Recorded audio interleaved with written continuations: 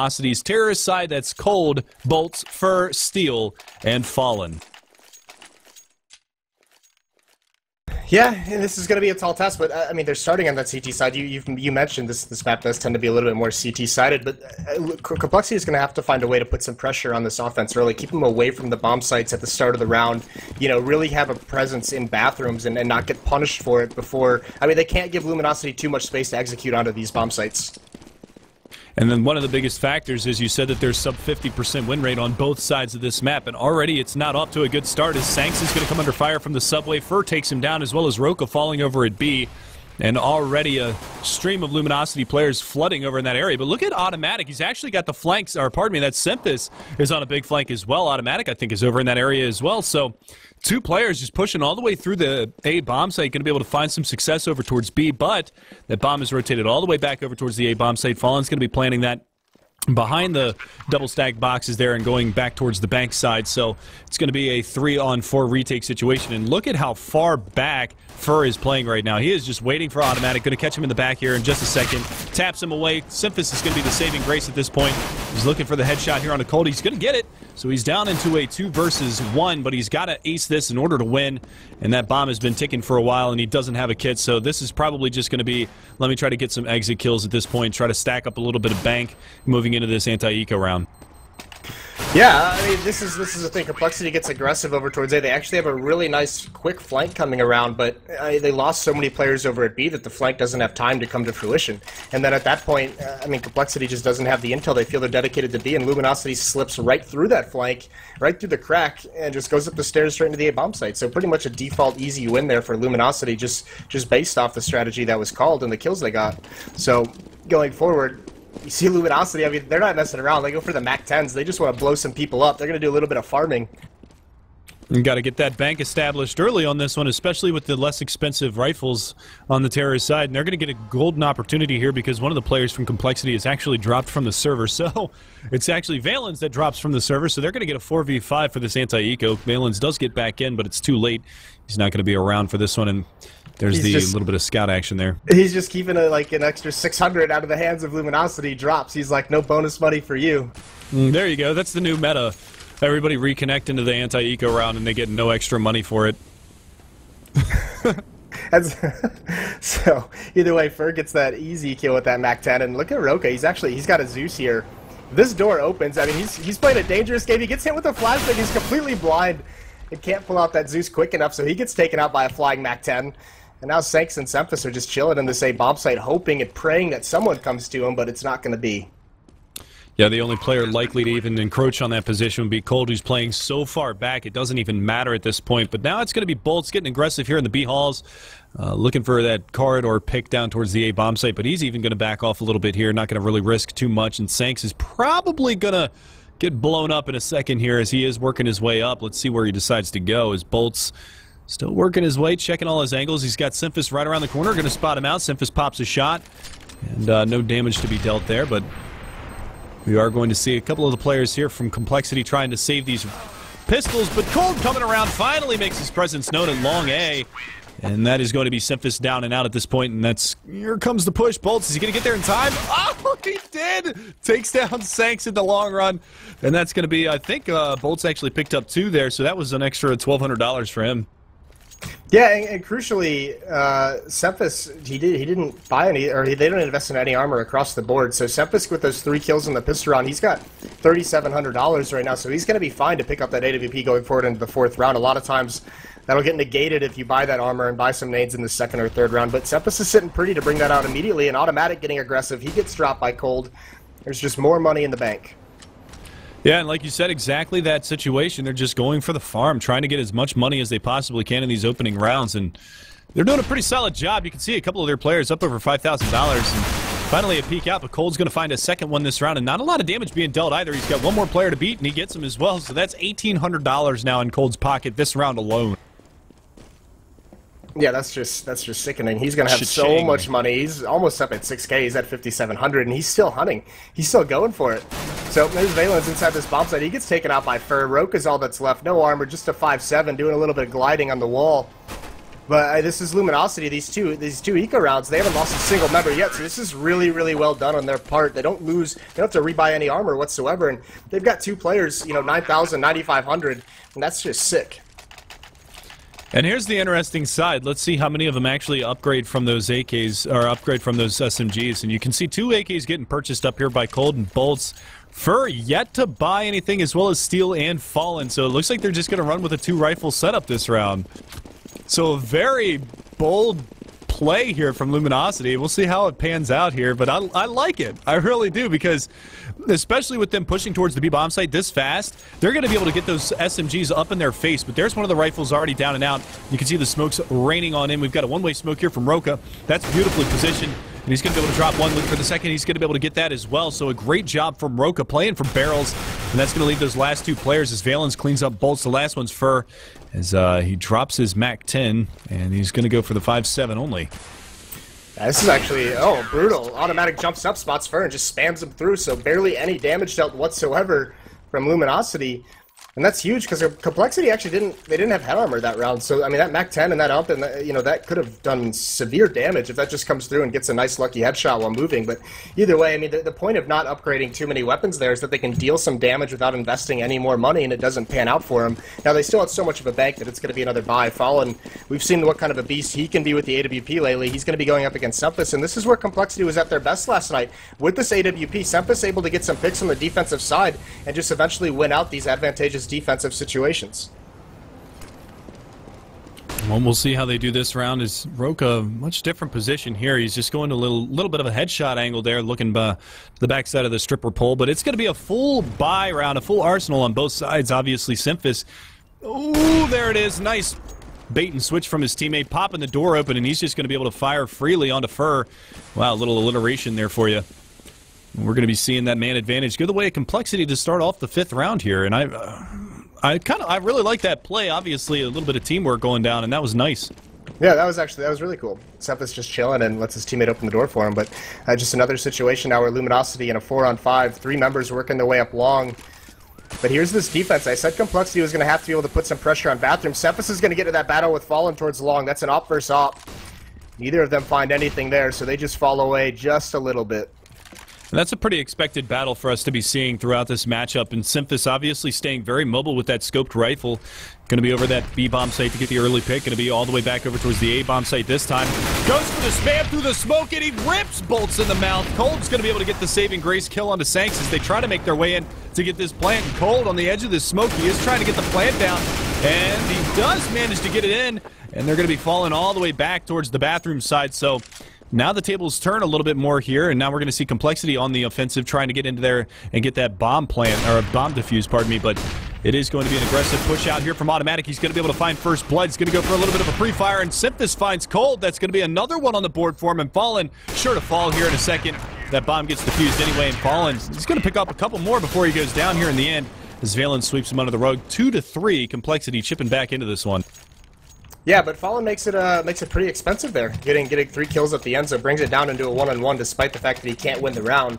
Valens makes a good play there to spray him down at the end, salvage the AWP, so there's not one in Fallen's hands, but Symphis does have his, and that was actually a pretty clever plant spot. coL just not even committing into the bomb site, so when they're trying to spam through the smoke, the angle's a little bit different, so they get the plant down, pretty much all they could have asked for in that situation when it was in a 3-on-5. But again, we're going to be seeing another buy round come out from the Luminosity side. They're going to test their might over at the B-bomb site once again this round. The Molotov's raining on in, and Roka, he's not going to waste any time. Drops the bomb carrier, drops a second one before Steel can retort onto him as he takes coL down as well. And Valens playing between these 2 smokes. He's going to find one more before Steel again avenges his teammate. Now that nade comes down from heaven, and there's the AWP from Symphis. He's looking at the backside of the stripper pole, trying to find Steel. He knows that he's back there, but he's not going to be able to find him just yet.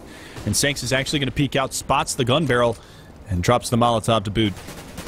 Yeah, the scary part is Symphis knows he has the bomb down in the open. He's just scoped on it right now. Steel's got to take this battle with Sanks and try and find it. Gonna throw out a Molotov, and Symphis actually falls back to chuck a nade, so he doesn't have sights on the bomb. But meanwhile, Automatic's pushing the water. This is going to be so difficult for the Luminosity players. Symphis tries to time one, but it just barely misses, and this is where Automatic chooses to pounce. He comes up, but they're not committing to any fights. This is really good. They're just stalling this out, buying time for Symphis to find the angle. Now Steel does return that kill, down to a 1-on-2. But this is looking so unlikely for Steel at the moment. Complexity just ready to go, and the spam deals so much damage. Steel down so incredibly low. Not many options left for him here. Although he does get a nice headshot.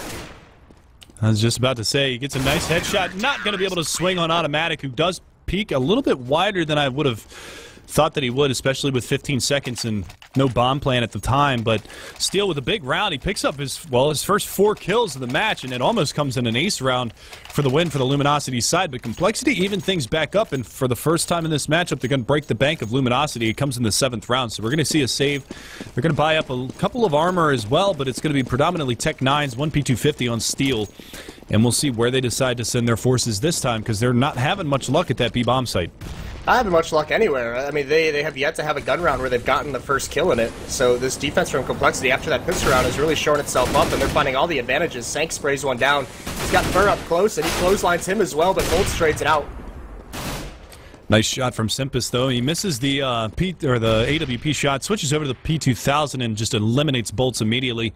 That's going to leave it all on Fallen and Steel. No rifles picked up for the Luminosity side. And there you go, pushing the smoke. Automatic punishes Fallen, and it's all down to Steel. What you got for us, Steel? P250 by the door. He's got armor. He could. Yeah, I mean, there's not really too much he can do. He has the bomb at least, but he's going to have to just come up with some amazing shots. If he can just even force, I know it sounds small, but even just force the rebuy of armor. I mean, the Complexity money, you can see it. You know, they haven't won these last 2 rounds by very much. It's come down to some one-on-ones, so their economy is so hurt right now that any damage Steel can do here is a win. He's going to get an opportunity here as Simphis playing relatively aggressive from the backside of bathrooms. And he's going to... Did he spot his shoulder? I don't think he did, but Simphis right around the corner, and he spots him. Not going to get the shot off in time, though. Simphis takes him down with the no-scope, and that's going to be a 4-3. Complexity in the lead now for the first time in this matchup, and we should be right back on the bye for Luminosity. Yeah, here's the question. How are they going to neutralize... I mean, Simphis early with us, AWP has gotten 2 opening kills in 2 rounds. Roku got the other opening. So they need to win an initial battle. If they're going to play this slow kind of tactics, they need to find an opening pick and then be able to slow the round down, spread out those rotations. And they really need to manipulate, weaker defenses on these bomb sites by getting in a first pick. But haven't been successful with it. Now, everyone going towards this B bomb site, it's just a flat-out rush. And Roka's right position, but he gets eliminated. They spotted Automatic up in heaven as well, but they're not accounting for the Barrels player, and that's going to be Valence going big with 2 P90 frags, and he's going to be looking for more, but Simphis from the backside coming down through the subway. He's going to be able to find Fallen in the back, and that's going to leave it all on cold. So the stalwart defense here at this B-bomb site has been vicious so far for Complexity, and Sank should be able to clean up cold here on the flank from outside of Monster. He's looking for cold's back, and he should be able to find him here if he does go for the peak. cold playing this one very, very slowly, 1v3. But it's just going to be down to a matter of time, and he's still creeping on up, and Sank's still not peeking here, so cold's got a little bit of an opportunity to maybe try to neutralize 1 or 2 more players. Nope, Automatic. Going to hit the headshot, 5-3 now for Complexity. That's actually a really smart play from Sanks to not even try and peek that, because all he's doing is containing that last player. They know exactly where he's at. They know he's got to force his way to the bomb site, and he's got to make the move. And he knows the only way that his team can lose a 3-on-1 is if they give him, one-on-one battles. And he's the player who's alone. He has 2 teammates in the site ready to pounce, ready to use some teamwork to eliminate cold. And if he gives up that one-on-one battle and dies, all of a sudden there's a new avenue to win that round for cold. So he just plays it safe. Good play. So again, we're going to see another force up here from Luminosity. 2 Galils and a Tech 9. Well, 3 Galils and a Tech 9. Only AK is going to be on the back of Steel. They need to be able to make something happen here. They're going to leave Steel over here by this B-bomb site to try to lurk something out and watch for a push. He's not going to spot anything just yet, but that push is going to be coming through bathrooms. They're going to be coming up on long A, and this is going to be Simphis right around the corner. He's going to miss the shot. Cold can punish him here, but he doesn't hit the shot just yet. There it is. Second whiff for Reno from Simphis, and Cold takes him down. Got another player that's spotting out towards that area, and that's going to be Fallen actually picking up an AWP, but Automatic capitalizes on Fur over at that B-bomb site. And, pardon me, I believe that was in bathrooms, actually.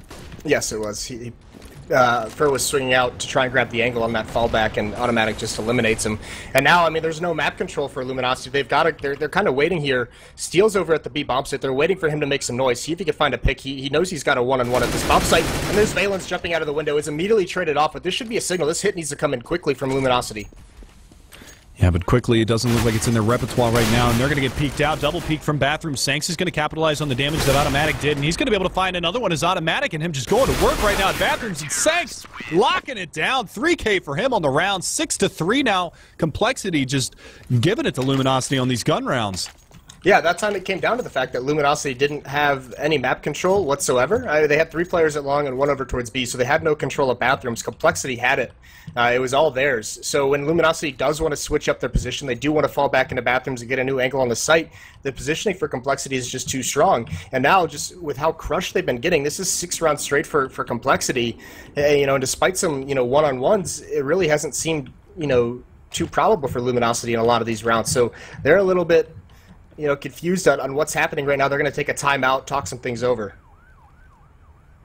And rightfully so. I mean, still 5 rounds left to play in this first half. They're going to be able to try to get their stuff straight here because a 12-3 half for Complexity would be monstrous here. And that would not give... I mean, this is... We already touched on the fact that on Overpass they've got less than a 50% win rate on both sides. If they can get to that magical 8 and win the half, I mean, obviously that trumps that, and they're already doing a pretty substantial job. They should be able to get maybe another round out of this, but it is going to be a bye LG. They're not going to save this one. I thought maybe we might see some Tech 9s and armor come out, but they're going to go for the 4 Galils this time in the AK on Fur. And really, honestly, Fur needs to start stepping up a little bit. He's kind of underperforming to what we usually expect him to do, as well as Bolts. And cold's doing relatively well, but really on the other side, it's Automatic and Simphis that have been doing work here. Let's be honest. Everyone needs to step up on this Luminosity team. They're not finding very many kills. They're not winning any early battles whatsoever. Complexity is just completely outplaying them right now on an individual level. So everyone on the side of Luminosity needs to find some way to have success in this matchup. And once again, they're keeping it slow. They've tried a B-rush. That didn't pan out whatsoever. So they go right back to these more tactical, slow-paced rounds. And again, they keep Steel over lurking towards Monster this round. Bolts and cold are going to be trying to infiltrate in towards that bathroom hallway, going towards long A, and Automatic is playing kind of an aggressive angle with the bait and switch for Simphis. If Simphis misses the shot, that might bait him to push in and give him a free kill or two, but we're still patiently waiting to see this push come out. The bomb is dropped all the way back at Party, so map control trying to be taken here by Luminosity as they work their way towards A, and still no commotion over towards the B-bomb site as you can see Steel just still sitting outside of Monster, not popping any shots just yet, not making any noise whatsoever. Roka's going to burn a flash over towards Short. He does drop a flashbang for his teammate to come out through Squeaky, and it's going to be a hit towards the B-bomb site coming around from Subway. And this is good because this time they can actually be a little bit more aware of any kind of a flank coming out from that A-bomb site. You can see actually Bolt's pushed all the way up. Look at this. He might be able to walk all the way into this A-bomb site for free, but he's got to watch his back as well because look at this Automatic coming around from behind. And he capitalizes on getting Bolts from behind. So now he's going to come all the way down towards Subway and try to pinch these 2 players that are still over in this area. And he's going to find Fur, gets the shot. And Automatic again this round, starting off very strong here for the Complexity side. And Roka pushes through the smoke. He finds an easy kill on a Steel, and there's Fallen right at the end. He's going to drop an Automatic with 3 kills on that flank. Good play from him. And out of that pause, Luminosity has nothing. They run the clock down so low. And it's a really awkward hit out of the B-bomb site where, once again, no kills go their way. So Complexity just playing this style of not giving up any frags to players like Fur, to players like Fallen, who we know have the skill to just pick people off, and they're not giving up anything. So Luminosity now in a lot of trouble with no pause left for the entire match. They're down 7-3, and they have no answer for this. And Automatic really stepping up here in the last couple of rounds. We've seen him, Sanks got the 3K, but it was pretty much all assists there. As Valen's going to stab his teammate in the back at the beginning of this round, but baiting out a nade and a Molotov, and Valen's actually throwing his smoke, so he's down to just a flashbang already in this round, but full nade kits for the remainder of his team, and Fallen already up on short B. Look at this, he's very aggressive already into this round as he's looking for that pick down towards Monster side, and Roka playing behind Stripper Pole, and Valen's over by Barrels, so if he gets this peek out, and if he times this properly, he might just be able to walk right in on him because nobody's watching for this. I like to see this as well. They need to pick up the pace just a little bit, find some ways to apply some pressure. Before this, all these rounds are getting to sub 1 minute before Luminosity makes any kind of a move whatsoever. And if they're going to play these slow-paced styles and they want to have an execute, they need to have the intel to know where to do it from. And with no one grabbing that intel, no one trying to take a fight, it's just not going to happen. But Fallen, he's just going to walk in here. He's going to get that first kill, but he's not aware there's one more right around the pole just dancing. That's Roka. he going to be ready for this? He's throwing some nades out, and there's Roka. He swings out at the right moment. Now his position's given up, but he does find Fallen anyways. Swings out, grabs the second one. Great defense from Roka, and now he can just hide in the water pit, hold that control. Cephas on the rotate, grab one, and Roka still going.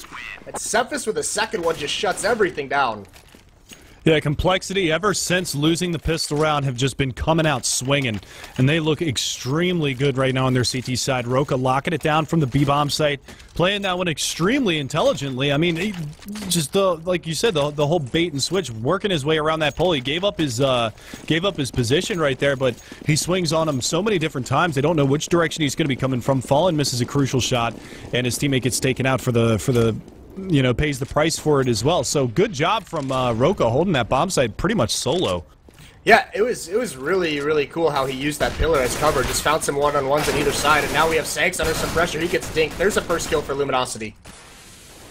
It's the first time we've seen an opening frag go the way of Luminosity, but look at this. They slow the pace down. They're going to work their way all the way back towards the subway side, actually going all the way back towards Terrace spawn, not even jumping down into subway. And you can see Valens and Roka still holding stalwart on this B-bomb site, so they're not giving up any positioning right now here on the Complexity side. You can see Automatic getting aggressive on long A, and with the support from Symphys as well. They've kind of given up bathroom control, but that doesn't really matter because LG is working their way towards the B-bomb site.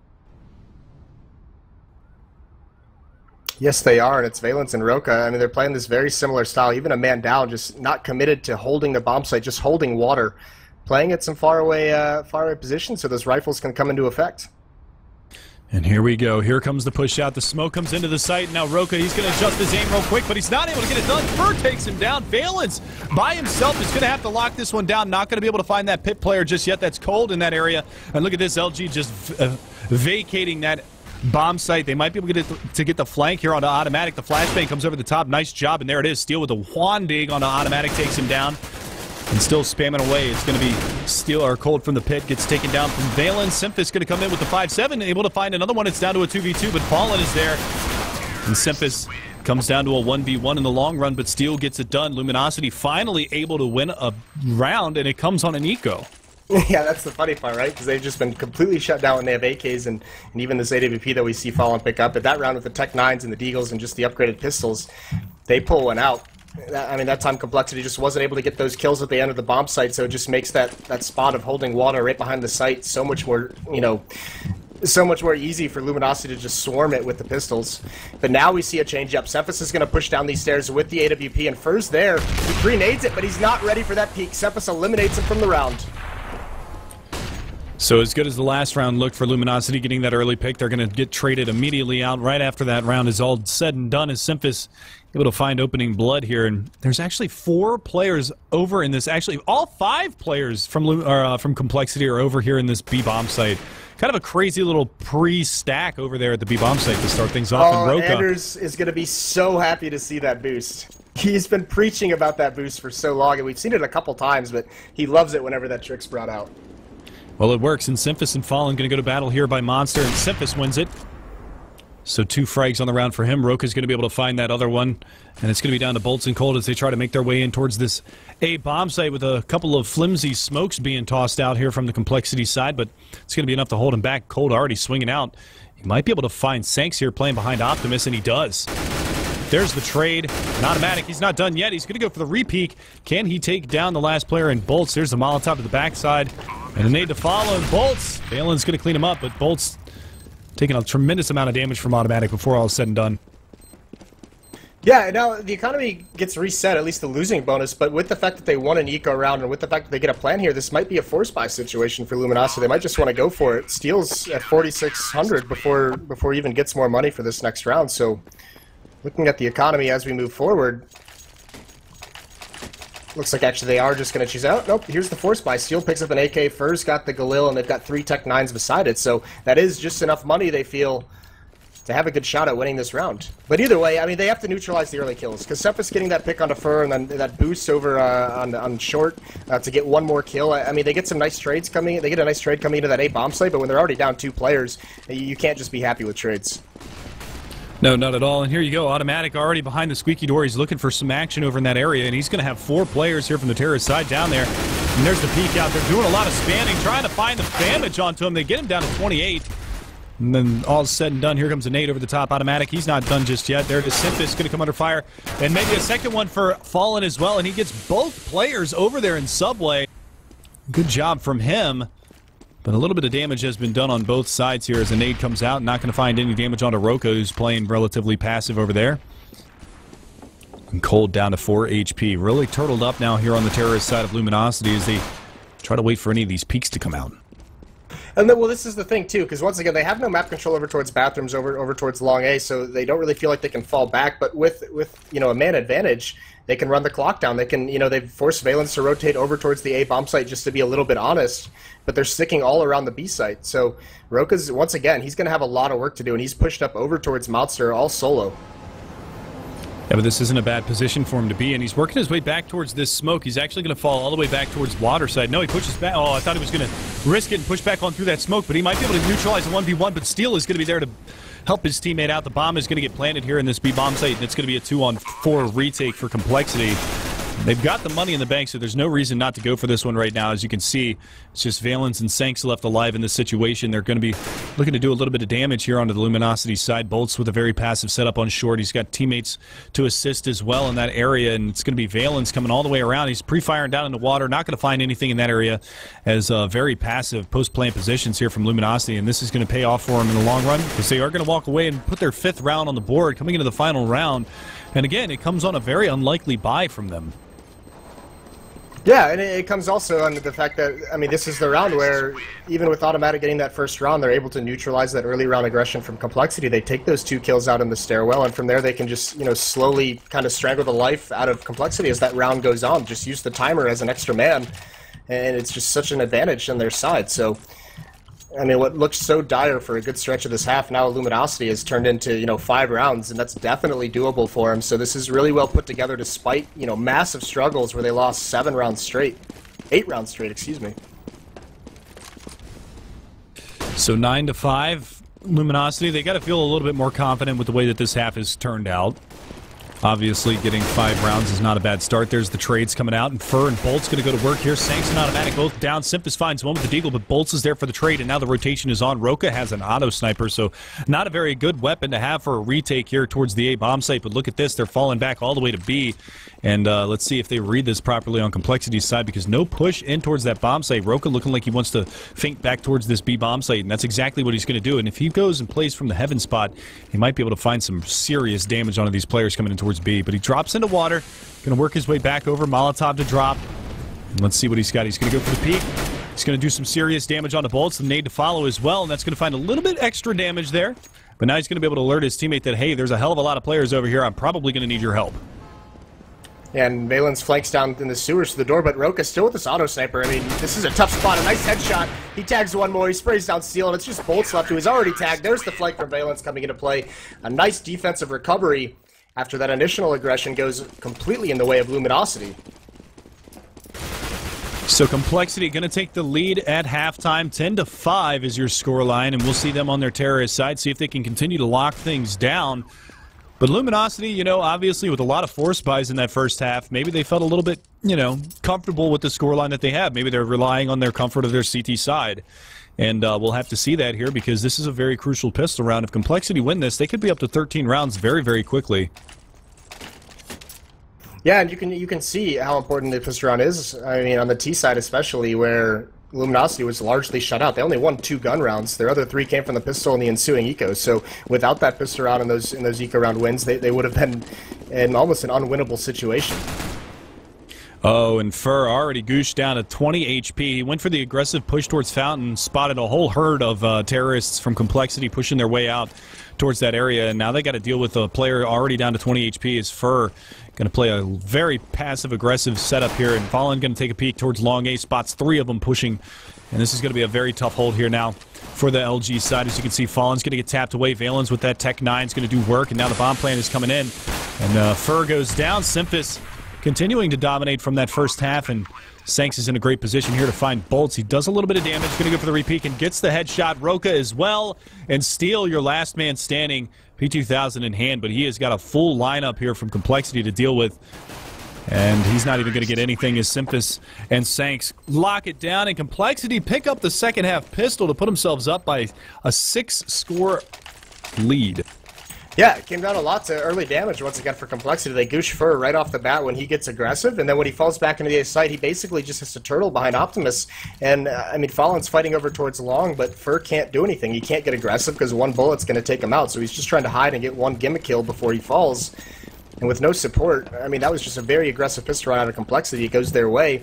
Now we see a second round force-up. Steel's got a shotgun and a Zeus, and then there's 3 members. Only Fallen is basically salvaging any money for that AWP going into the 4th round.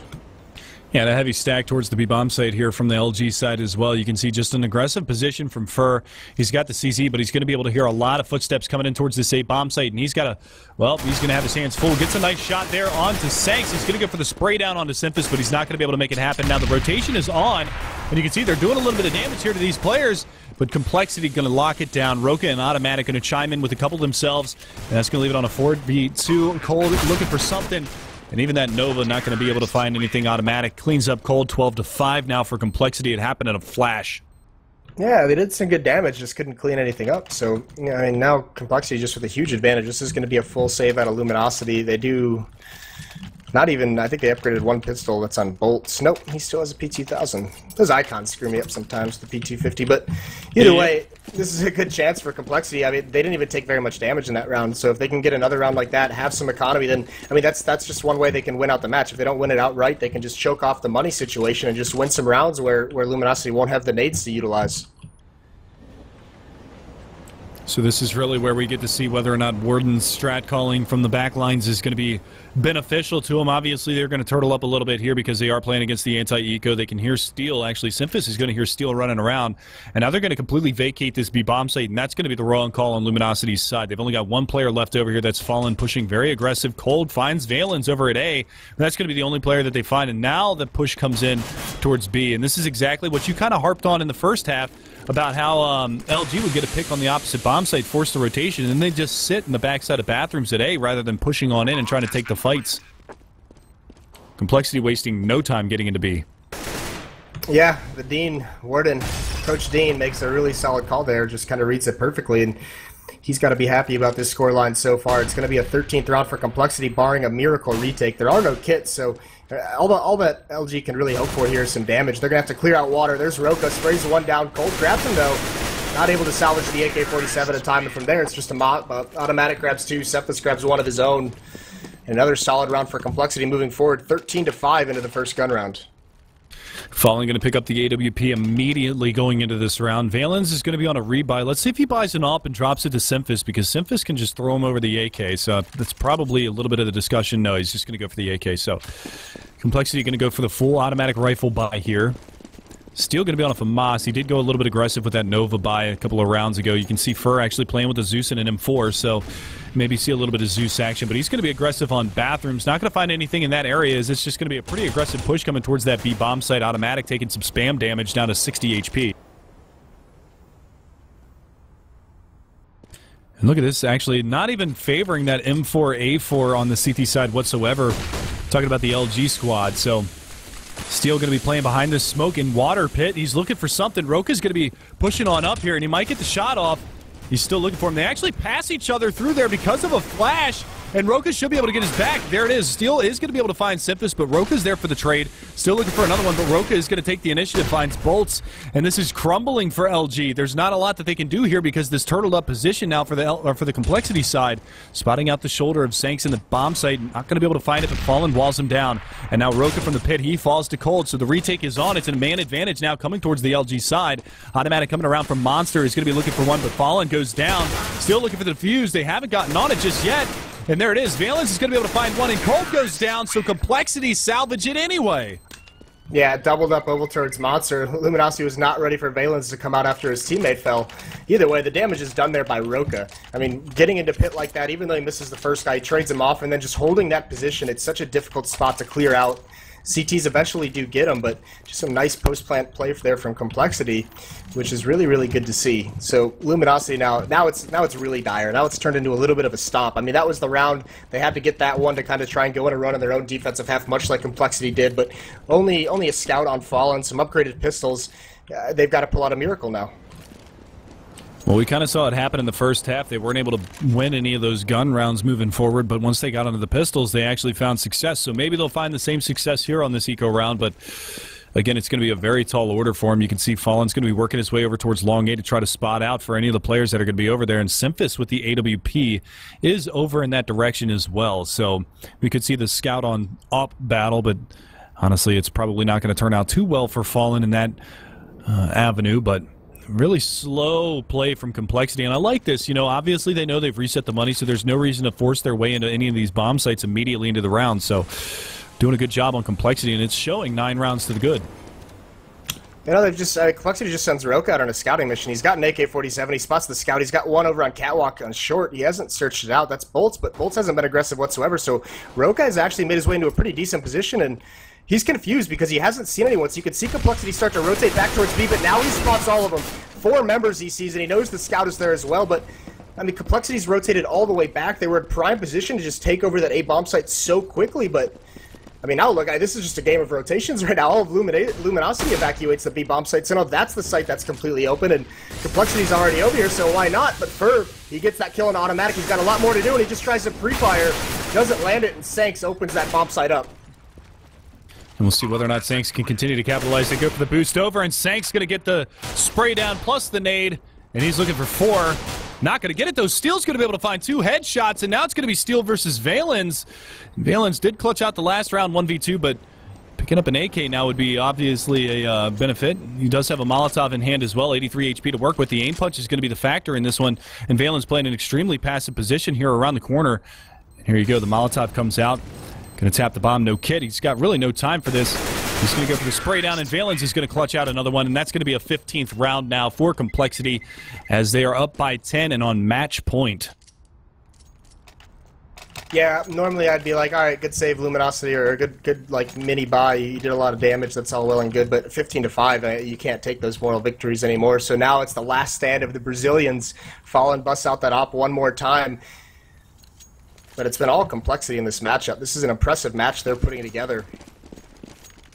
Yeah, rightfully so too. I mean, we kind of talked beforehand about Complexity and the struggles that they've had on this map, and they're showing that they are a brick wall right now on this map. So they're doing a substantial job here. Obviously, trumping Luminosity, who in the past has got a much better record against some better teams on this map.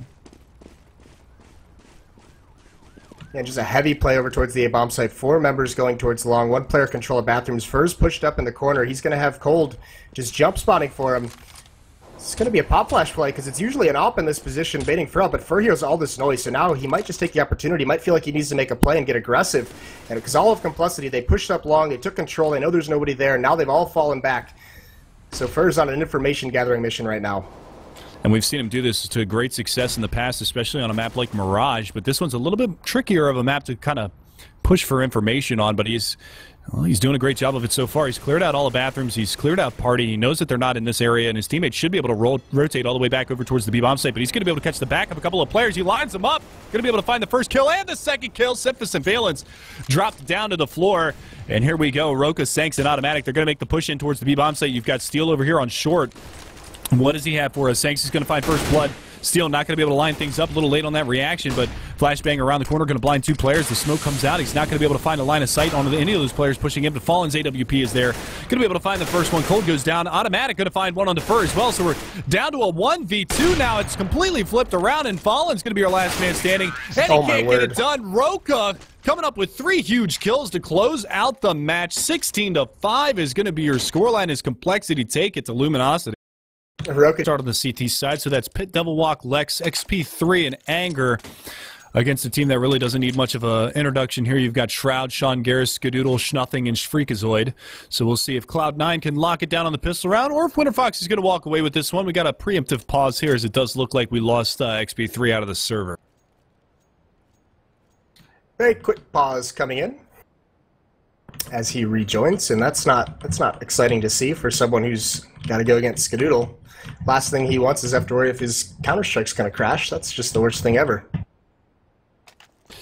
All right, so we're just waiting for XP3 to hop back in the server here, boys and girls. We'll be live into this one right about Meow. And really, we can kind of talk about, while we got a brief little second here, our next matchup that we're going to be seeing after this one is all said and done. I believe we're going to see Cloud9 in their doubleheader. And again, it should be another match that they shouldn't really have too much of a problem cleaning up either. But pistol round. Moses, why don't you take us away, buddy? The pistol round. This is a heavy play for WinterFox over towards the B bomb site. 2 players doing the NOA stack in middle. But it's a heavy push from Cloud9 towards long. It's just Pitt here. He's dueling Shroud. He's just taking a couple pot shots, but there's going to be a lot of pressure, and it's just one player, nothing, pushing down mid. He's got 2 players in lower B. He's probably not going to be ready for this. He doesn't expect it whatsoever. Now they swing out. Now he's got all the intel. This prompts the long A hit, and the defense is evacuated. Lex does fall, but it's a free bomb site for Cloud9. They're going to get a plant out of this, and it's a retake situation. Anger with the only kit on WinterFox. Yeah, but look at how quickly they're already up Cat, and Anger's going to find his second on the round as he does take down Freakazoid. He's looking for Sean Garris. He finds a third. Can he get Shroud as well? No, Shroud is going to be able to find that headshot, lands it onto Anger, takes him down, and now Shroudy's going to be in a 1v2. He throws the pop flash out. He's going to go for the peek on a Pit. He's not going to be able to find it. Devil Walk shuts it down. WinterFox take the pistol round in a very aggressive fashion. Yeah, all anger coming up catwalk, just making sure that they have 2 prongs to that retake. Some players coming long, some players coming up catwalk. He gets 3 kills, and he really confines Shroud to the bomb site. If he gets cleaned out, him and XP3 coming up catwalk, I mean, and there's pretty much, that retake becomes so much more difficult. There's so many more spots for them to clear coming up long, but either way, very aggressive out of WinterFoxes, and you could see this round, they're really respecting the armor buy. 3 M4s being bought, only 1 P90 on Lexus, scout onto XP3. And it's going to be a full buy at a Cloud9. They pick up the armor. They have a scout. They have an AK-47. Sean drops an AK over to Shroud, who's got full armor and a full kit. So this could catch WinterFoxes off guard. But with this M4 buy, they're tooled correctly to deal with it. And interesting little factoid to point out. I saw somebody in chat point this out, but the avatars for Cloud9, hysterical. Yeah, that's turned into a real thing lately, hasn't it? What are they called? Spoodermans or something like that? Yeah. I don't know if you saw Kyanite's earlier. His is absolutely, it's a gem. It really is. We do see some long A control being executed here from Cloud9. They're going to be able to get the scout into Pit as well as Shroud with the AK, so they're going to be looking for some players up towards the A bomb site and Shroud. Now they know that they've got a buy up on the terrorist side as that AK is going to rain some shots out, but XP3 is down to 33 HP, so really tough situation here for the CT side to go on. And Freakazoid's going to be able to line him up on the first frag, as well as Sean Garris with the Tech 9. Pit's going to go down as well. Freakazoid opening this up, and look at Nothing's position here in CT spawn. They might not even get an opportunity to peek that, as Shroud's just going to tap away with that AK, finally eliminating Devil Walk, and this is going to be a round for Cloud9. Okay, then. All right, Cloud9 just coming up huge. Lex gets a couple kills here with the P90. He's taken 2 out, but the round's all but over. He gets a 3rd one, actually. He might just take on the team all on his own. Skadoodle's now forced to hide under the bomb site, but he just peeks up, gets that scout kill, and Lex made a bid for that. Cloud9 just destroys the defensive WinterFox, and that can't happen. That's anger over at Car. I mean, I don't particularly like that spot on an eco round to begin with, but here's the thing. There's 2 players in the bomb site, Pitt and XP3, and Pitt's just hiding behind the box, so he's not doing anything in this round. He's not gathering information. He's not dueling. He's not, attracting attention whatsoever. And, I mean, Anger's still looking up towards catwalk like someone's about to swing out at any second, and he's not prepared for that swing, and he just gets dropped. Trying to pop an early shot in long is Anger, but Skadoodle's going to capitalize on that prime positioning. They've already got Freakazoid pushing up aggressively at long. Here comes a pop flash around the corner, but Freakazoid is there. 1-2. Can he get the 3rd? He's not going to be able to find it just yet as Lex falls back behind the smoke, but Devil Walk in mid. Still looking for this Deagle frag. He's not going to find anything just yet. Nothing was over in that position, but he backs up through the smoke. And now we see the bomb plant going down. Lex going to evacuate that through CT spawn. Devil Walk's going to get chipped down to 19 or 18 HP, and Lex with 39. They're going to try to hang on to these pistols or maybe go for a couple of exits, but look at Cloud9 on the hunt. There's 4 players coming around from CT spawn, and Freakazoid cleaning up 1. Sean Garris takes down Devil Walk, and 2-1 now for Cloud9.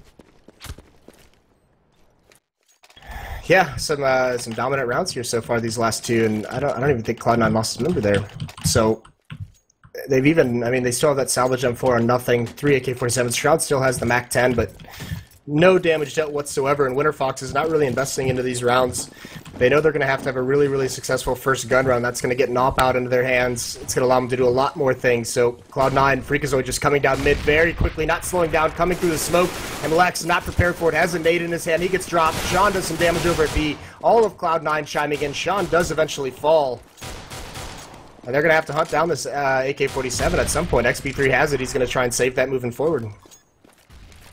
We'll see if he can do just that. Anger's going to be down here into CT spawn. Freakazoid just holding an angle onto this long A. And there's the wide peak. XP3 hits a nice ripper right down onto Freakazoid. Good shot from him. And now the peak comes out from Anger. He's going to be able to find one. Dropping into CT is going to be Shroud, who loses his life as well. So this is an expensive round now for Cloud9. Yeah, that just flipped around. Anger with some good kills there. And if you can just get this AK and run, but Scoodle peeks the doors, drops him. Either way, 4 kills. That's going to be, a lot. There's a lot of money on the Cloud9 side, but that's rebuying armor. That's rebuying AK-47. So a good dent put into it on that eco round makes up for the previous where they didn't get any kills whatsoever. So now we come into our first full buy round now. WFX, they've gotten some good frags on the board. You can see Anger sitting with 5 kills already, Lex at 3. So they've done a little bit of damage here to the economy of Cloud9. You can see they've bought down relatively low. They do have a couple of players that are still up over 2,300 plus, with the exception of Sean Garris, who's down at 1,400. But Shroud going to open things up with Skadoodle to assist. And that's going to be a lot of damage already out on the board. Shroud pushing forward. He's going to be able to spot one, but Skadoodle bails him out. Pit down and out. And that A bomb site is open for the pickings. Is Devil Walk going to be able to find one? That's nothing but Lex around the corner. And that's going to be Shroud to try to spray him down, but he doesn't connect the bullets that he's looking for. But that's a bomb plant. This should be a round win as Sean Garris lurking here in mid. He's going to make a little bit of noise. Devil Walk going to have to turn around. They're going to battle here in mid. Devil Walk's going to be able to take him down. A little crouch spam there going down, but Freakazoid finds Lex, and all by his lonesome is going to be Devil Walk, who finds a couple more, and now it's all down to Skadoodle. It's a 1v1, another expensive round here for Cloud9. Can Devil Walk get the shot? Nope, no chance. Yeah, I don't even think he had a kit, so it wouldn't have really mattered, but yeah, he does make it expensive. 3 more kills there at the end. So, Cloud9, even though that comes down, I mean, it's a shame because those kind of efforts would be awesome if they just didn't get massacred early on in these rounds. And that's just Skadoodle coming out long and just obliterating some defense. So very aggressive out of Cloud9, and this just seems like this is kind of how they want to play this half, and they might not even have to worry about a defense that has some issues if they just rack up the scoreline on this terrorist half. Yeah, look at how fast they're taking this mid presence on the C9 side. They're not hesitating for anything. Shroud's already up Cat, followed by Freakazoid. They're just going to push through the smoke. They've got Lex to beat, but there it is. Freakazoid already out. Going to find the first kill, but Anger's there to trade it with a nice Juan dig on the Freakazoid's dome piece. And there you go. Shroud's actually going to be throwing away some rifles here. He's going to toss that all the way up on top. He's going to get the peek onto Anger, takes him down. That's the Desert Eagle out. But this bomb is working its way through the B halls, and there's a bit of a stack, but a nice shot from nothing. A 1 dig from Devil Walk, and Sean Garris to retort and Pit all by himself. But he doesn't realize that, hey, there's Pit there, and Pit's going to find a second. It's down to another 1v1. These rounds have been so close the entire time. And again, Shroud going to clutch it out. So Cloud9, they're getting these wins, but WFX is keeping it so close, round in and round out, that honestly, this could be a 5-1 scoreline for WFX. Yeah, it almost seems like Cloud9, they just get such an advantage early on in the rounds that they just kind of loosen it up and lose some focus going into the end of the round. So, yeah, and you could see what it's done to the economy. Despite winning 5 straight, it's really not that strong on the Cloud9 side. And look at this investment from WFX. It's double op. XP3 and Pit both carrying one. Pit has that good spawn towards long. He's going to grab the angle. Sees nothing there. This round is a little bit slower out of Cloud9 coming out of Terror's spawn. None of those fast committals that we've seen most of this half. Yeah, like you said, Cloud9 really slowing things down here. Look at how aggressive they are at long A. Sean's actually going to smoke that one off, and Pit right around the corner, so Sean's going to fall back. He knows that there's an op at long. Doesn't know whose hands it's in, but he does know that there is going to be a little bit of aggression over in that area. So now, where is XP3 playing? He's actually playing. They've got both of the ops over here towards the A bomb site, so this is a big risk.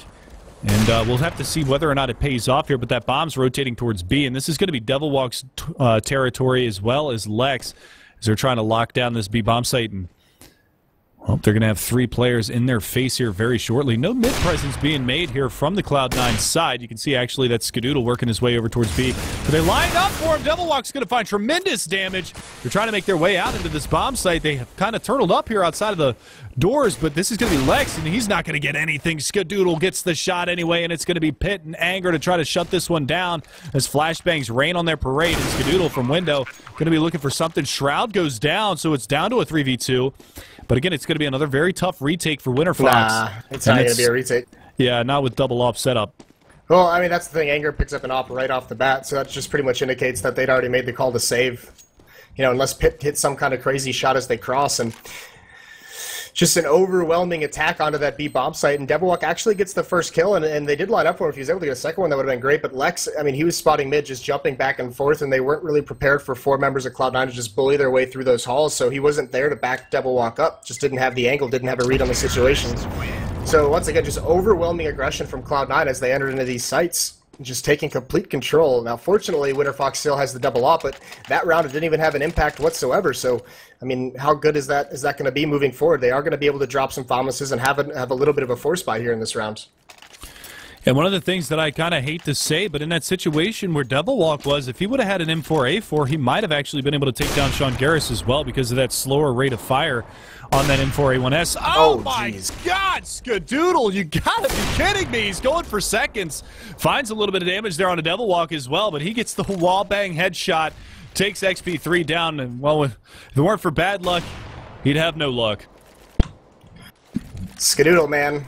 Punishing, and now, I mean, there's no one in the A bomb site now. They've rotated over. Now, Pith lit some damage onto Shroud through the smoke, but this might be another situation where they just call a save. There's only one kit, that's on Anger, but they're nowhere near even attempting. Devilwalk hasn't even moved out of the B bomb site, and you even see Lex and Anger rotating over there, so this round's already in the way of Cloud9. It's going to be up to 7-1.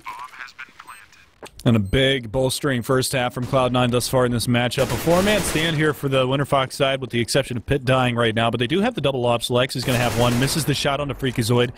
Does get chipped down just a little bit. Let's see if he goes for the repeat here. Play this one smart, Lex. Don't go for the over-aggression there. We're going to pop flash out, and he doesn't spot anything. The nade comes around the corner, and he goes for the peek anyway. Sean Garris is going to capitalize, and nothing from Halls is going to find one more. Anger trying to get out, but they clean it up, take all the guns out of their hands, and now that's going to put WinterFox on a big save here. Well, maybe they'll force up. No, they're going to save. They don't even have money for... I mean, Anger can do... Oh, lordy. Alrighty, so they do buy. I guess Anger being able to afford an op for a teammate might have been what kind of prompted it. There you go. Yeah, he's going to...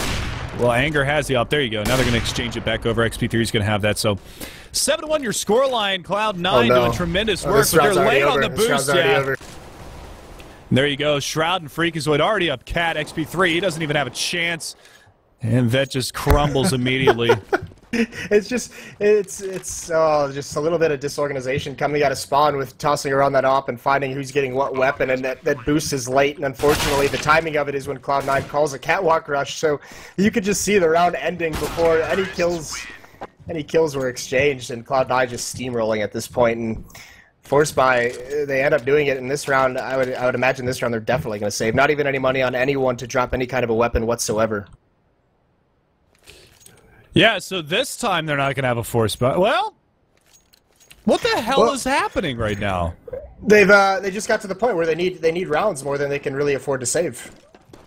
I agree on that, but I mean they still got an opportunity at a 9-1 scoreline to bring it back to a 9-6 if they just save one and get that full bolstered economy. I mean, Anger on a 5-7, a P90 in Pitt's hands, and Famasis for the rest, the old Clarion hype. And look at this Sean Garris at the top of mid, actually missing the shot on Pitt. Pitt's going to get a little aggressive here. He's looking for this frag on Sean Garris, and let's see who is able to capitalize on this because he does have a teammate coming around. Skadoodle's going to be there at long A. The smoke comes out around the corner, and it's going to be Anger. Oh, Sean Garris through the smoke. Vac ban. Hit a nice shot there on a Pitt. Yeah, nothing in lower B. I think he spotted out Anger, so he knows he's there, and this is much slower from Cloud9. They've gotten that opening pick, and now they have 4 members geared over towards long A. And nothing, just solo. He spots one more. There's a pop flash over mid. He spots 2. Is he going to be where that Lex pushes out? He's not. Lex takes him out with some nice Famus work. But now the hit is on over towards long. XP3 knows it's coming. He swings wide. He's going to have to... Oh, he gets completely blinded. He's out in the open. He recovers just in time to see Shroud take him out, and there goes Anger as well. Sean cleans him out. A bomb site open. And really, once again, no chance for a retake, but it looks like they're going to have to even just try and go for it. Lex has an AK-47 over on Catwalk. He's blocked by a molly. He's also got to deal with Shroud, which isn't going to be beneficial in his way, and it's all cleaned up. Devilwalk, last one left, trying to get some late frags, and Shroud. Oh, man. Just dirty. Nasty shots from Shroud. The 3K on the round from him. Sean Garris, though, the one to open things up with a couple of alt frags. And, you know, it's kind of the slap in the face to WinterFox. All right, you guys are going to buy up the double op setup. We'll just take your investment and use it against you here. As Sean Garris, obviously a capable opper in his own right. Skadoodle, obviously a known opper. He's kind of good with an op. But, you know, they're just punishing right now, and now you see that 9-1 scoreline that we had talked about previously, and still it's just this repetitive buy, this rinse and repeat here from WinterFox, and they're getting no ground here. A couple of those early rounds were really, really close, but there you go. Lex going to get overly aggressive here in tunnels, and there's an exchange of damage. Oh, that nade. Ooh, get out of there, freak. Nothing, though, finding XP3. That's going to be a rifle down out of their hands. The Molotov goes out around the corner. Lex is going to have to back off from B. And already out in mid is going to be Nothing, who finds another headshot. He's going to just push straight through this smoke. He might find another, and he does. Anger down, and now the A bomb site. Oh, Sean just missing that flick. And Pitt! Going to find a double there. Nice jump scout onto Sean. That's got to be an insult to injury, but it's all down to Devil Walk in a 1 versus 3. Not a lot this man can do, and just a really tough situation for him to be in. That was a no-scope scout, too. Both of them were no-scope scouts. Yeah, it was some pretty nice stuff. It just doesn't really have an impact on the round, unfortunately. And now Devil Walk going for this kill on Shroud. He just swings out. He's going to get it, but once again, it's just another situation where no matter how good of an effort Devil Walk puts in, no matter how many kills, there's zero chance of him winning the round, and that's kind of been the story of this entire half. Now, we should mention, just because this half has gotten completely out of control, that 3 members of WinterFox are playing from Europe. They're still in Europe from DreamHack Stockholm. It's Pitt and Devil Walk are over in Sweden still, obviously. XP3 is in France visiting family. They're also trying to straighten out some visa issues to get back into North America so that they can practice with their team here in the region. But that is also, I mean, just to throw a little bit of an excuse their way, you know, they're all playing with about 120 ping or more, so one thing to keep in mind. And there you go, Shroud and Freakazoid already punishing this round. It's looking like it's going to be 11-1 before all said and done. It is a save round. XP3, though, going to find a little bit of a saving grace, an AK-47 to his name as Lex goes down to Shroudy.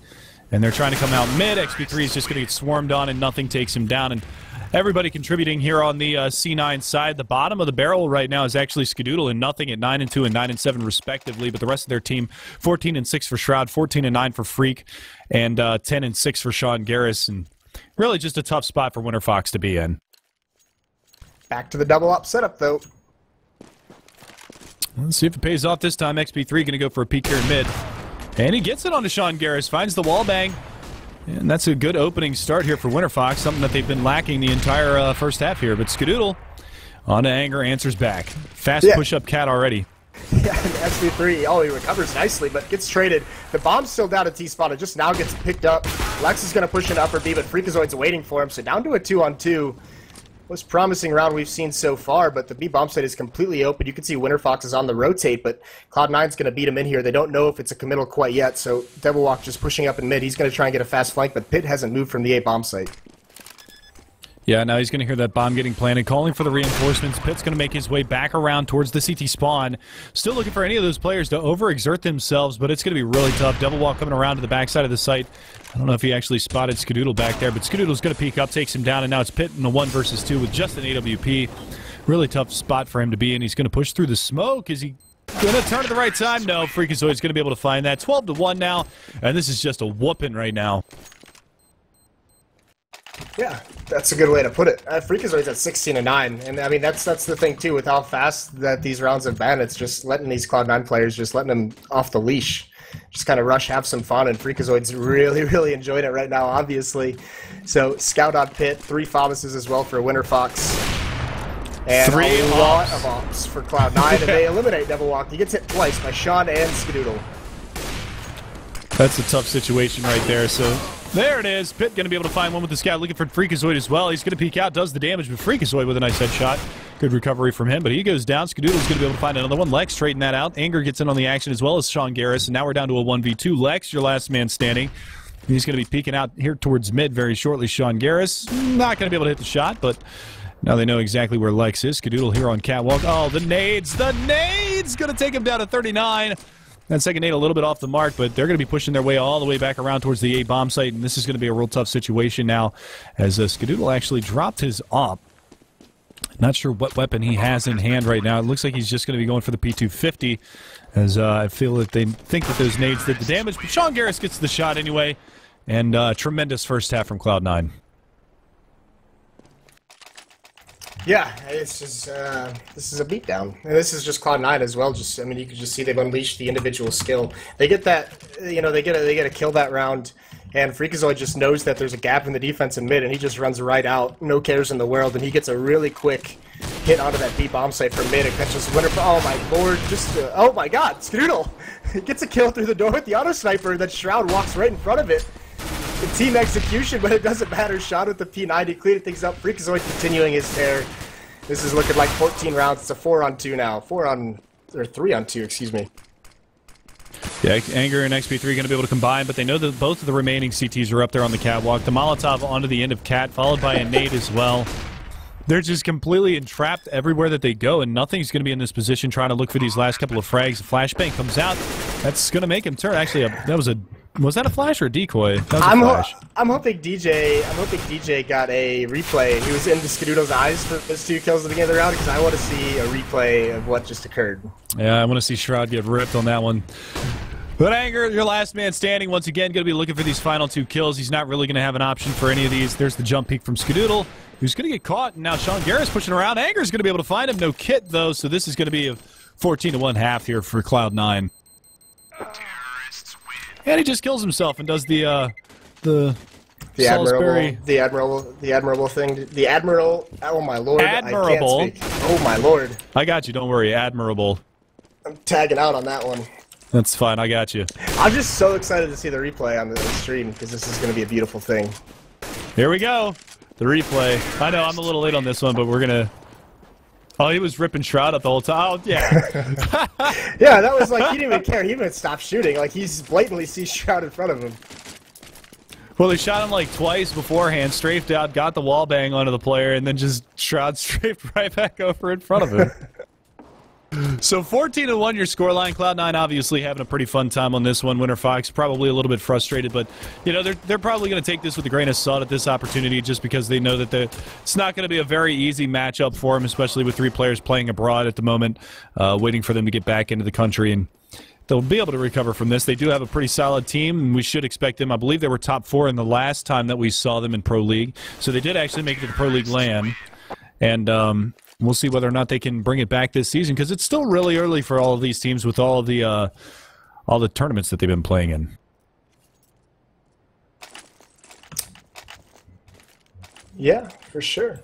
And now, I mean, this is going to be a comeback of epic proportions if Winter Fox is able to do this. And the question is, Cloud9, 3 members cross over.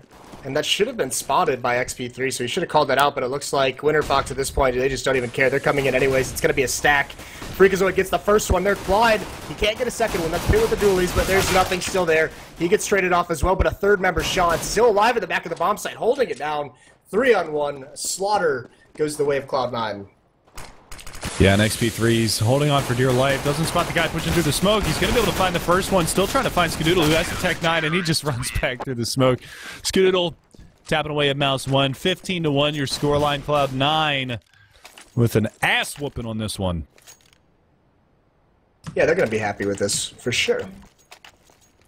But either way, we do see 2 scouts come out. We knew Winter Fox was going to force by Cloud9 on the verge of taking a 16-1 matchup, and this is actually important as well. We saw how close, you know, at a certain point last season the standings got in Pro League, with a lot of teams being tied up. I mean, this round differential, it's a tiebreaker, so this is a huge win for Cloud9. Not that we ever expected them to struggle to make the LAN this season, but this is a big win in case they fall into any kind of trouble.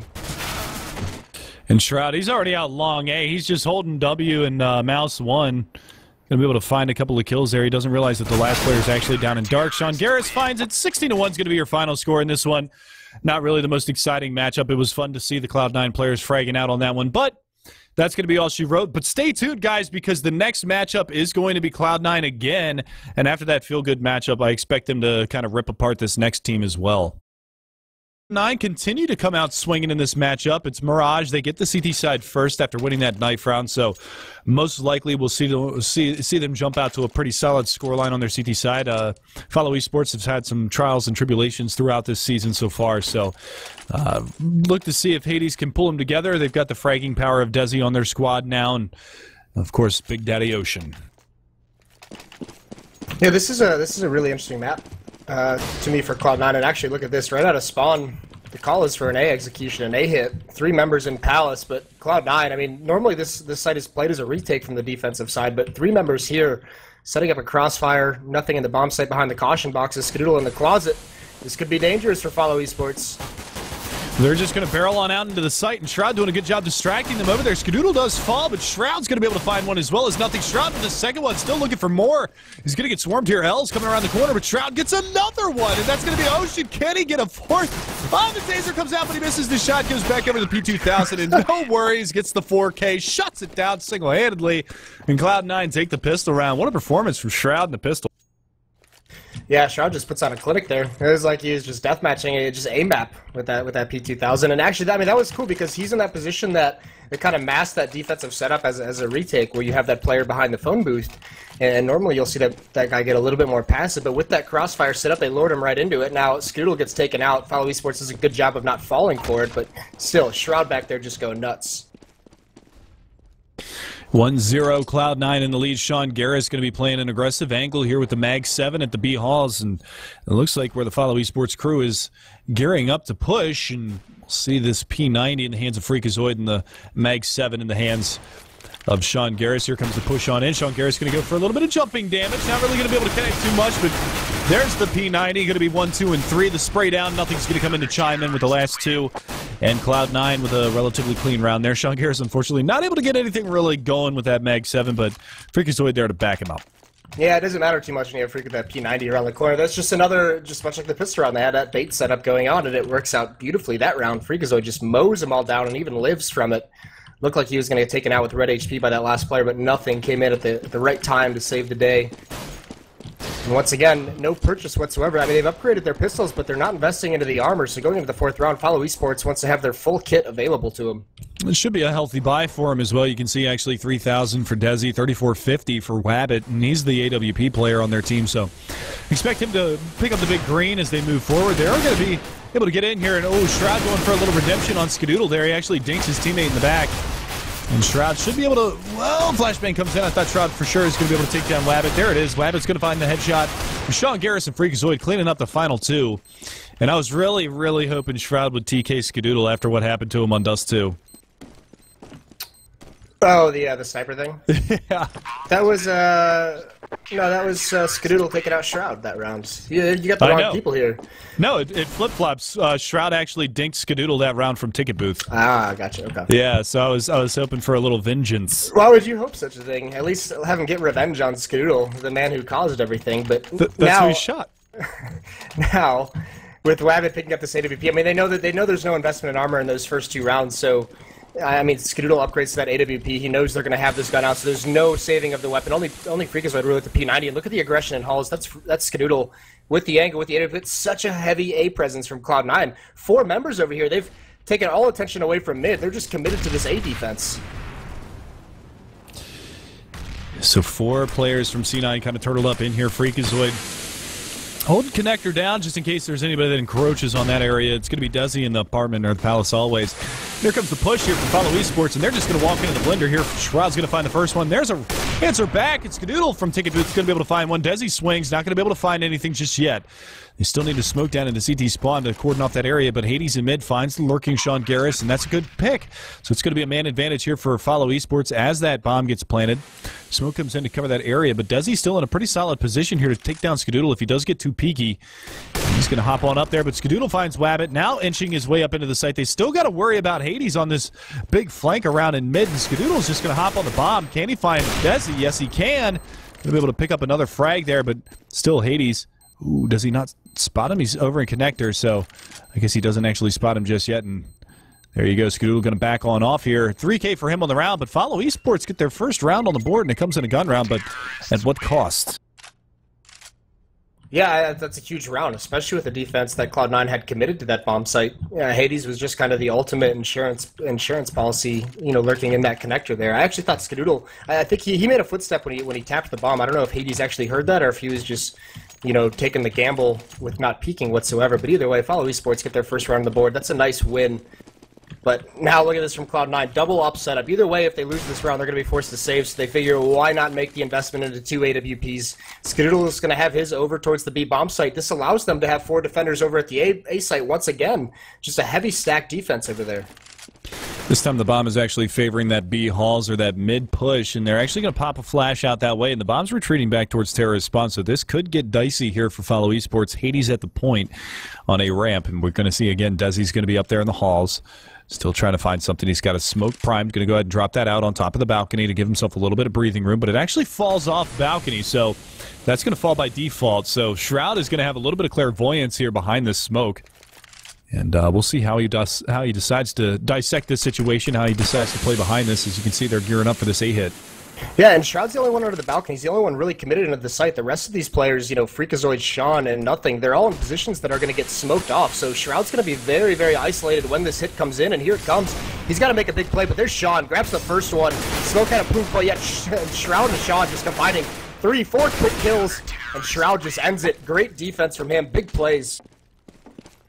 Yeah, beautiful hold there from Shroudy underneath of the balcony. Sean Garris with the backup and a couple of picks going, the C9 way. I don't think they actually got a kill on the Follow Esports side that round, but there's that defense, and obviously Shroud doing a great job. 3 headshots for him that round, 2 off strikes for Sean Garris, and another lockdown, so that resets the money here on the Follow Esports side. No bomb plant, no extra cheddar in the bank, and this, well, could actually be a double eco. You can see a couple of the players are really, really low on money. 1,400 for Wabbit. They don't actually go for much investment except for a couple of P250s. Yeah, more than likely a double eco unless they get a plant here in this round, and that's all they're going for. But they only have 1 flashbang to make it work. 2 members in the B site. Sean's playing a little bit closer towards Catwalk, but Freak is always going to have a good spot on this as long as he doesn't get blind. And here comes the flashbang. He doesn't see it. He gets full blind. He's got to fall away. Now they've got a little bit of a jump on him, but he takes out that first one. And here they come streaming off balcony, but Sean's there for the backup. Bomb's being planted, but Nothing on the quick rotation is going to take that one out. And again, another stalwart defense at that B-bomb save. Freakazoid. Sean Garris is really coming alive with this AWP in his hands. He's going to have a P90 now, so... Yeah, he had that one last round. Did he have that last round? Okay. Yeah, he's the one that they had the double op in that 4th round, and he's the one that fell. So they actually didn't salvage that for him. Gotcha. So. Okay. Well, there's that double eco that we were talking about. Follow Esports going to be on pistols again. A couple of Desert Eagles this time, so they go a little heavier on their investment as they do have a little bit of breathing room. But Hades aggressive on Cat. He's already pushed up Freakazoid right around the corner, and he's going to spot him out. And he had his knife out there, but nothing. Nice headshot onto Hades. That's going to be a very aggressive player in that mid area. And that nade, though, is going to find some serious damage on him. Oh, my God. Nothing with the double nade. L's going to be able to find the saving grace in a headshot. And he finds Nothing as well. A couple of 1Ds from him. And a third. Wow, L's really bringing it to them this round with the Desert Eagle. He does have a M4 in hand. Shroud around the corner. And he's going to spot him, and L's not going to be able to get that kill. If he would have gotten that, that would have put himself into a pretty solid position to try to clutch that round out. But unfortunately, Shroud's going to get the better of him. 6-1 now for Cloud9. Yeah, and I'd like to say that was good damage dealt, but this economy for Cloud9 is just so strong at the moment. And they rebuy, and they still have over $5,000 left, except for Sean invest back into that AWP. So back to a double op setup. And both ops, one's going to head towards the middle. That's going to be Skadoodle. Sean taking it over towards that B bomb site. This is a little bit more default. We saw Cloud9, they had a heavy lean towards the A defense throughout the early stages of this half, but now they've spread it out into a little bit more of a standard setup. And actually, you can see Wabbit's going to have the AWP in hand once again. Freakazoid aggressive on Catwalk. They've got Skadoodle, or pardon me, yeah, that's Skadoodle playing up in the window room. It's a little nade damage, but not going to be too big of a deal moving forward here. He's spotting out for Desi. There's the off from Wabbit. He's going to find the leg shot there onto Freakazoid, and Freakazoid's going to walk right into Desi. And that's an easy frag for Desi. So now we do see that man advantage going the way of Follow Esports. And this is really kind of the first time that we've seen this in this matchup, them taking that early advantage. And Sean's got this AWP. He's over towards Catwalk. He's now in the ladder room, and it's a tough spot for an op. He's got to find an angle, get a quick kill, and I mean, if they are actually aggressive up towards him, that's going to be a hard weapon to get multi-kill with. And being a man down, he's not swinging out whatsoever. There's a lot of mid-range Follow Esports, and there it is, the falling shot. And now he spots the op one more time in the corner. And now it's Follow Esports just really isolated at the moment, but Els gets a falling shot at the Sean. He creeps through the murder hole, gets eliminated. Beautiful shot from Skadoodle. The flick of the wrist right there on the Wabbit up there, up by chair in the top side of mid. Gonna find a nice shot, finds the second one. Nothing gonna get in on the action as well as Shroud. 7-1 now for Cloud9. Even though they lost Sean Garris and Freakazoid, they've got all the money that they need to drop those players again. And Shroud off and rolling, 12-2. Yeah, he's just a beast at the moment. He's just going nuts. Between that pistol round and the round where he was isolated underneath the balcony, he's just been tapping heads off. So, huge presence to have on defense for Cloud9 right now. And again, we see that AWP in the hands of Skadoodle. He is just so dominant with that weapon, holding down that mid corridor. But this time he's going to be over by Ticket Booth again, and that's where that hit is going to be coming from Follow Esports. They send the lurk out. That's going to be Desi over towards the B halls to try to find something. But look at this aggression from Freakazoid. He's playing up behind this smoke. Drops a second one just for reassurance. And Desi right on the other side. If he pushes through this, this is just suicide from him. But the rest of the team for Follow Esports all geared up for this A hit. You can actually see Hades working his way through the palace hallways. It is smoked off, though. Yeah, no hit quite yet. There's Desi with an opening kill over towards the B bomb site. This is just a distraction, though, and it's going to pull one rotation. Nothing's starting to cheat over, and that's exactly what Follow Esports want. They're going to come up this A ramp. Shroud, he hasn't spotted him quite yet. Wabbit gets out, but Shroud recovers in time, gets a nice headshot before getting traded off. But there goes Skadoodle as well, and all of a sudden the A bomb site is open. Desi still wreaking havoc on the other side of the map. So this round is all but crumbled for Cloud9. It's only nothing. He's got to take on 4 members of Follow Esports. He's going to tap Hades down relatively low. Flashbang comes out around the corner. He's going to drop a Molotov right to Ocean. Ocean intelligently hopping up on top of the boxes, but now he's got to worry about these 2 players coming from behind, and only hits the leg shot onto Desi. And Follow Esports on the board again. They're going to find their second round here. Yeah, well, now they've got to avoid the danger of what they experienced earlier in the half and get that money reset. They can't let that happen here, else this could just continue to snowball in the way of Cloud9. But hey, they finally gotten the economy of Cloud9 down to a point where they can break it, and they can start closing the gap on the scoreline. But still, an op in Skadoodle's hands. He's going to head once more over towards mid, and this looks to be a heavy mid presence. Nothing and Freakazoid both coming. They're going to jump out the window. Skadoodle's going to be there to cover him, and they're going to basically going to get mid control for free. No one from Follow Esports even there to spot it whatsoever, so that's going to be a dangerous situation for the terrorists moving forward. Absolutely, especially with that bomb and terrorist spawn, and they've already got one player that's pushed up. Shroud's going to find Desi early in the round onto A ramp, and it's kind of a ruse again, but Skadoodle finds Wabbit. That A lurk is down and out, and now they've got no map control to work with whatsoever on the Follow Esports side. Hades aggressive in halls, but what can he really do here? That bomb's going to join up with L's in mid, as it is going to be on the back of Ocean, who now drops it back down. Really tough spot, but a nice, well-placed nade is going to find Freakazoid. The combination kill there, but Sean Garrison, the backside of this B bomb site, he's playing in a little nook here. So if they do decide to push in, they're going to be distracted by nothing on Catwalk, and Sean Garrison should be able to capitalize with some nice frags from this position. Yeah, those 2 members just going up the A bomb site. I mean, they didn't really accomplish much whatsoever. They just get eliminated. So a very, very weak fake thrown out early on by Follow Esports. They brought it back, but this is a long-range crossfire set up by Sean and nothing, so this could just be a blunder that Follow Esports is going to fall into. They do have some utility to try and clear this out, try and find a plant, but there it is. The footsteps given up. They go in dry. Sean grabs the first one, swings out a little bit wide, but he does grab 2. So now it's just nothing, and Ocean's the only one left, and 1-on-2. This looks like he's going to be able to get this bomb planted, but he chooses not to. He swings out wide to try and catch someone jumping out a window, but Shroud, he's just on fire. He's going to come through anyways and grab his second. No fear at all from Shroud, just barreling on through the window. Doesn't even wait for Skadoodle to get into a better position or anything like that. Just takes the battle right to Ocean and eliminates him. He's 15-3 right now, carrying the weight of his team right now. Nothing is behind him with 9-5, but when your man's on fire, you let your man do what he can. Yeah, I'm surprised Ocean didn't just go for the plant there and just try and win it in the post plant, at least get 800, but this is the thing. Now the economy got reset, nothing jumps across. He might be expecting this as a full save, but Hades has an AK-47, so it's a little bit of a force buy. There's 2 Tech 9s, still a pretty solid buy for Follow Esports, but they've got to make something happen, and that's a nice play from Desi. Catches Freakazoid a little bit not prepared for that kind of a play. Now he's going to look towards Catwalk, and he's going to eliminate Sean as well, so Desi doing some work here. Now they've just got nothing. He's being aggressive on the rotate, comes out of market. Can he win that battle? He does. He finally ends the tear of Desi. It's still so much time on the clock, and he actually evens things up as well. Big-time plays from nothing. They didn't even move the bomb in with Desi's opening picks in that area, and now that bomb's got to work its way all the way back around through T-spawn, and they've got so much time on the CT side to rotate in. Because he's shrouded over by Ticket Booth, he's going to hop up, but a nice flick shot from Wabbit's going to eliminate him with that Tech 9. They are going to be able to get this bomb working all the way up in. Nice nade return from Skadoodle, but Skadoodle gets flanked out. Hades coming through window room is going to find that lurk kill, and it's all down to nothing with only 12 HP. Gets another nice shot. Wabbit down and out. What can he do here? He's got to ace it to win it.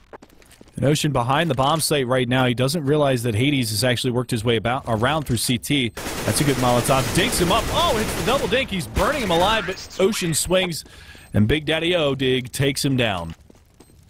Yeah, those kills from Desi, even though that things get evened up pretty quickly after that, they happen so fast that it just throws the rotations for Cloud9 into mayhem. I mean, they had, you know, the situation where they're just trying to transfer over there, but then they realize that the actual hit is not going to come to that bomb site, and that allowed, you know, players from Follow Esport to get pushed up towards window into mid and flank around into CT spawn. So a nice round from Follow Esports off the back of Desi's opening plays.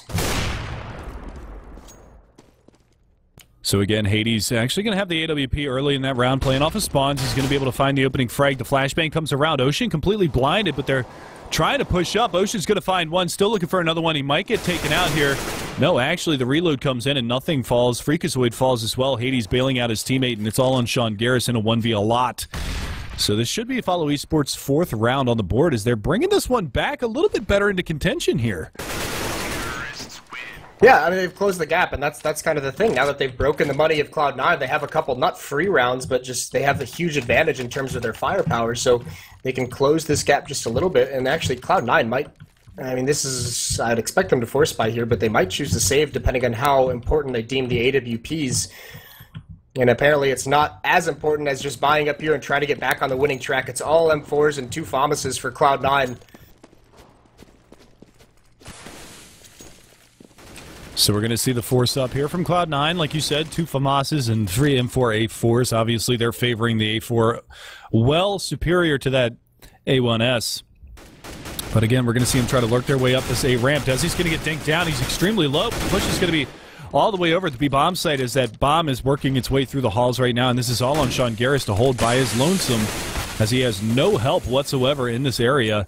And it's going to be a very difficult hold for him. Does drop the Molotov to sedate them back into those B halls just a little while longer. And maybe call in for the cavalry, as this is going to be a big fake coming out from the Follow Esports side. A lot of damage being done to Hades and Desi, though, over in this A bomb site. Yeah, and if nothing actually decides to get aggressive here, this could get sniffed out pretty early. He's going to push up. Are they going to clear it? Doesn't even look like they want to commit, and now the call is made. Now nothing knows it's a fake, so no one's left. Sean's still here. He's ready for it. And also the teammate, the rotation. Freakazoid is there with him. Sean falls very quickly. All on Freakazoid now. Transfers over to Drunk. He sprays the one down, but it's not enough. He gets traded off. Good hit from Follow Esports. They've taken the B bomb site. The bomb isn't planted yet. But still, rotations are so far away. Not too much for Skadoodle and nothing to do. Even though nothing does take out Hades lurking over in mid. Yeah, at this point, just grab the AK and save the AWP in the AK. So this looks like it will be a 5th round on the board for Follow Esports. So they're right back into this one. Cloud9 does have 8 rounds, so they do win the half. But Follow Esports, if they can make this close, 8-7, 9-6, it's going to put them in a pretty good spot going into the second half. They got to feel a little bit comfortable and confident after that.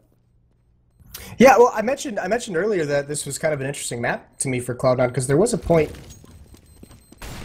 Hold that thought as nothing tries to run away. They're trying to save their weapons, but they're getting hunted down. That's ESEA. He's going to throw a pop flash and blinds one, but he doesn't get it anyways. Nothing, just eliminates him before any more damage can be dealt. But it's interesting to me because there was a point where Cloud9 readily admitted, you know, when their Inferno was struggling, they said we either have to get better on Inferno or we have to get, better on Inferno, or we have to figure out Mirage. We need another map in our map pool. And it seemed like they chose Mirage because they actually had, I forget who they beat on it, but they had a pretty good win on Mirage over a solid team. And then they've gone away from it ever since. So I'm very curious to see moving forward, you know, if this is a map they're going to attempt to improve on. Well, we certainly know that their notable win wasn't against TSM after that stomping that they got the other month. I can't remember what team it was that they actually played against on Mirage that they were successful on. But it is going to be a bit of a force buy again from them. But ESEA is going to be able to open things up. Shroudy down and out. Skadoodle up there on top. And they're going to be able to find nothing as well. Wabbit running on into the site. They still haven't spotted Skadoodle up in this smoke. And this is a prime position. Nobody's watching this. He could creep out and pick off a couple of them. This is a great spot for Skadoodle. Again, lurking in plain sight. He's going to be able to find Ocean. Swings out, but he gets taken down. Desi going to swing on him. And that leaves Sean Garris by ticket booth all by his lonesome. Well, chat has a good memory, and they remind us that it was Fnatic that Cloud9 beat on this map. So that's not a bad win whatsoever. Fnatic really good on this map, obviously. But Sean, it's unfortunate he doesn't have a kit. Could go for a little bit of a ninja, but Wabbit's still here, the lone protector, just playing it safe for his team. And they're both going to get away. Sean's going to be able to salvage this Falmouth, but these last 4 rounds all going, or the last 3 rounds all going in the way of Follow Esports, so this is a really good adjustment they made here at the end of the half to close the gap. That was actually 4 in a row for them, so they do pick up 4. They were down 8-2 at one point, but 8-6 now. And this half looking pretty good for Follow Esports, like we were talking about. If they can continue to capitalize on these round wins and make this very close half, which they already have at this point, getting over onto the CT side, getting a pistol round victory is going to put them into a really good position moving forward here. So we'll see whether or not they can continue this, as we do see another force buy here from Cloud9 as Sean Garris whiffs the knife onto the shutter there outside of the B hall. But really, Follow Esports picking up the pace. There's little bait and switch. The fakes that they've been throwing out have been working really, really well, especially with Desi in these B halls. And there's a nice grenade. That's going to do a lot of damage to Hades. Takes him down to 79. But again, it looks like it's going to be a little bit of exercise in mid-control here for the terrorist side of Follow Esports. Yeah, and once again, Cloud9 has just picked a bomb site to put heavy defensive pressure. Desi gets caught jumping. Freakazoid takes him out, but there's 3 members over towards the B bomb site. Follow Esports, they have the bomb still in T spawn, so they were planning on rotating back towards A. It's going to be a 4-man hit over to that site now that all the map control on the other side of the map is eliminated. And Cloud9 with 3 members still at B and nothing over in middle. They don't have a good read on this quite yet. They don't have a defense set up. Now Wabbit's grabbed the angle for Shroud over at Phone Booth, and he's just going to isolate him there. So the hit's going to come in towards A. They're clearing all of their angles. Shroud hits a nice return nade, going to find some good damage onto Elsa. And Elsa's going to get taken down by a nice shot from Freakazoid, who picks up his second on the round. And now they haven't gotten into the bomb site, and Elsa's going to get Freakazoid got a nice angle onto Wabbit. Wabbit's going to be able to find that frag anyway. Now they're going for the bomb plant in Ocean. He's getting spammed down extremely low, but he does get the plant off. Molotov to follow, but that's going to... I thought it was going to catch the edge of that smoke, but it does go down. The smoke into CT spawn, and now the action heating up. Shroud with the combined damage. Skadoodle's going to be able to find one, finds the second one, and that's going to be the round there as Cloud9 pick up their 9th. That was actually a huge goof by Follow Esports. They had a good advantage on that bomb site, and they had 2 smokes when they went to take it, but they didn't use it to smoke off jungle, to smoke off connector or stairs or anything like that. They used it to get the bomb planted in the bomb site, but they had 1 more that they could have utilized, and instead they had to take some fights as they crossed into the site, and they lost a player, had a lot of damage dealt to another one. So, just not using their utility to take the bomb site at the end of that round really cost them. But you got to admit, Moses, this is a bit closer of a half than we really kind of predicted it would be. Yeah. I wasn't anticipating Follow Esports picking up 6 rounds, especially after the rocky start that they were off to at the beginning of this match. Yeah, just once they really broke the economy, it was some good stuff. Desi just had some big plays at crucial moments. He didn't have a great half overall. It was just, on those crucial rounds when they're on the verge of breaking the money of Cloud9, he made some plays, got some entries over at B, and some of those fakes in the middle portion of the half really worked out for him. And that's a good adjustment, because Follow Esports was finding out that their just hits on bomb sites weren't really working. That's not what was going to win them the half, so they make the change. And it was a good change, obviously. So again, 9-6, Cloud9 now on the terrorist side. We'll see if they can capitalize with the second half pistol round victory. They won the first half pistol off of the back of Shroud's big 4K over there by Ticket Booth. You can see Desi 13-11, so he didn't really have too bad of a half frag-wise either.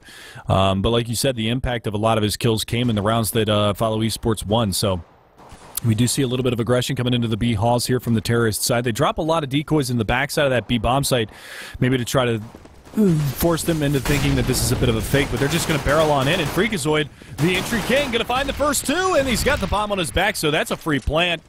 And now it's going to be all in that rotation from Follow Esports. What do they have? They've got 2 players coming from Cat, 1 from Market, and just barely missing that shot is going to be Sean Garris, who does chip a little bit of health down, but Skadoodle's holding an angle. Desi with the 1 tap, but Desi going to find a second one? Can he get a third? And there it is. Wabbit's going to find another one, but it's going to be a 1v2, and both players sitting up there in the halls. And Wabbit trying to do everything that he can. He doesn't really know what angle, and they're just going to play the bait here as nothing. Going to go ahead and barrel on out of the window. And there it is. Shroud cleans it up. 10-6 now for Cloud9 as they get both of the pistol rounds in this matchup. That started to scare me when 3 straight kills went the way of Follow Esports. If Cloud9 loses a 5-on-2 retake, that would have just been heartbreaking, but they do swing it out in the end. So that's the pistol round, 10-6 now. And in the first half when Follow Esports, that's both pistol rounds lost for Follow Esports, by the way, but in the first half they upgraded pistols, but they didn't invest in any armor. This time Hades picks up some light armor and a deagle, but he's the only one to really put a big investment into this round.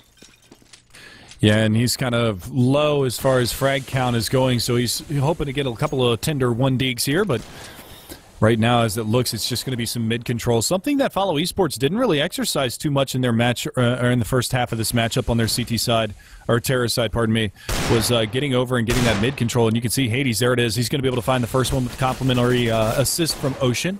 Elsa trying to work his way through the window room right now, and Freakazoid's going to be able to find one. Looking for a second one. He's going to be able to get it as well. Freakazoid getting chipped down, and he still hasn't gone down, but Hades does fall as well. Finally, Desi goes down, so it's going to be all on Papa Odig to try to make something happen here. He has salvaged an AK, so he's just looking to hang on to that for the next round.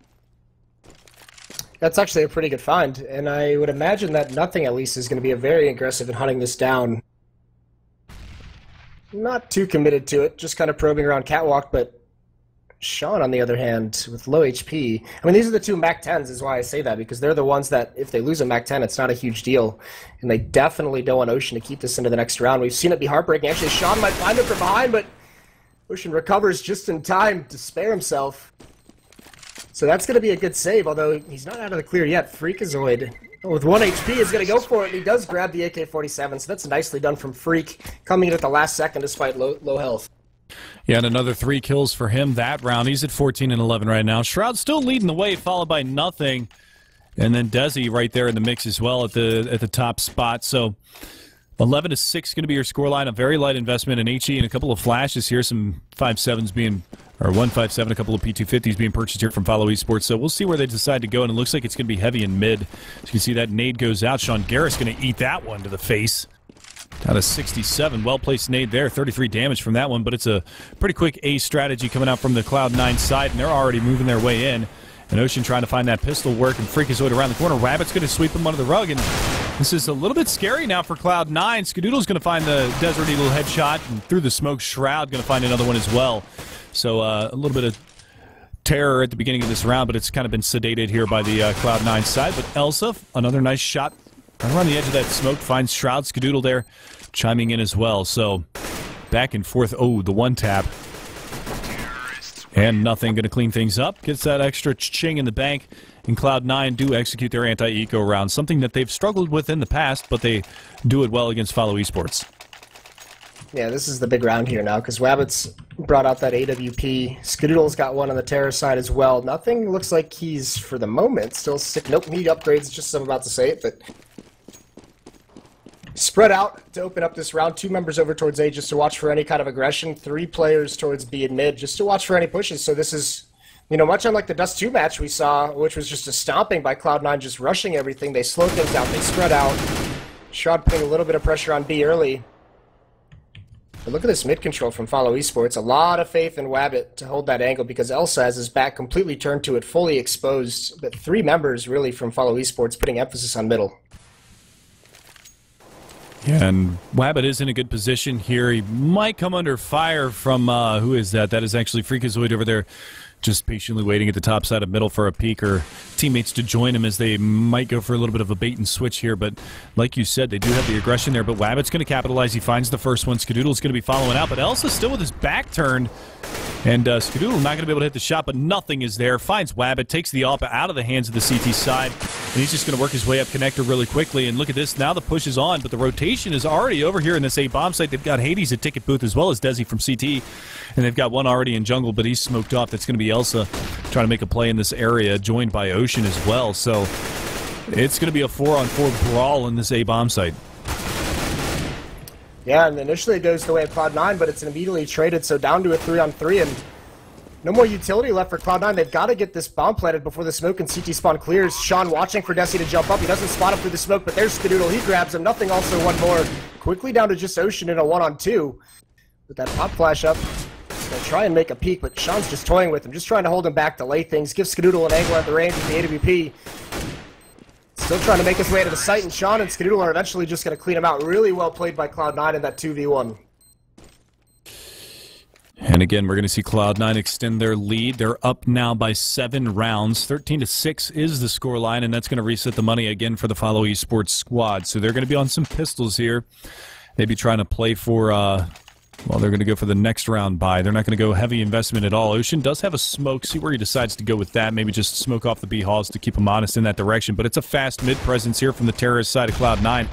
And a little bit of team nade going out there. I believe I'm not sure who threw that, but nothing, and Sean Garris are relatively injured at that point because of that. But here it is, already up connector. Hades going to go down. Freakazoid the entry again.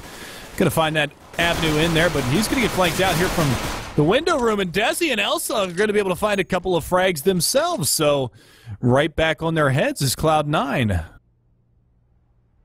Yeah, Shroud and, I mean, this is pretty split up as well. Shroud and Scoodle are in middle, a little bit farther away, but Sean's all alone at the bottom of the A ramp.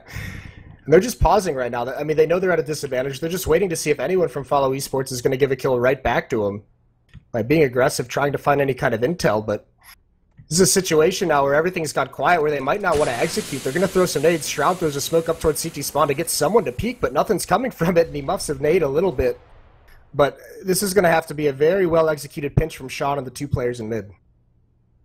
That looks like exactly what they want to do, but Desi has an AK, and he's working his way around window, but unfortunately he's going to get there a little bit too late. They do manage to spot one out, and that's going to be Ocean there on catwalk, but now Desi makes his move. He's going to go ahead and push on out, but Shroud going to be able to find Wabbit. That's going to open things up towards A, and Desi, he's not going to be able to make it happen. The aim punch too much. Skadoodle finds Els. Shroud takes down Desi, and that's going to be Ocean coming around. He does manage to pick up a rifle, but Shroud over by Ticket Booth's going to be looking for him. And that's going to be Ocean trying to hold on to an AK for the second time in this half.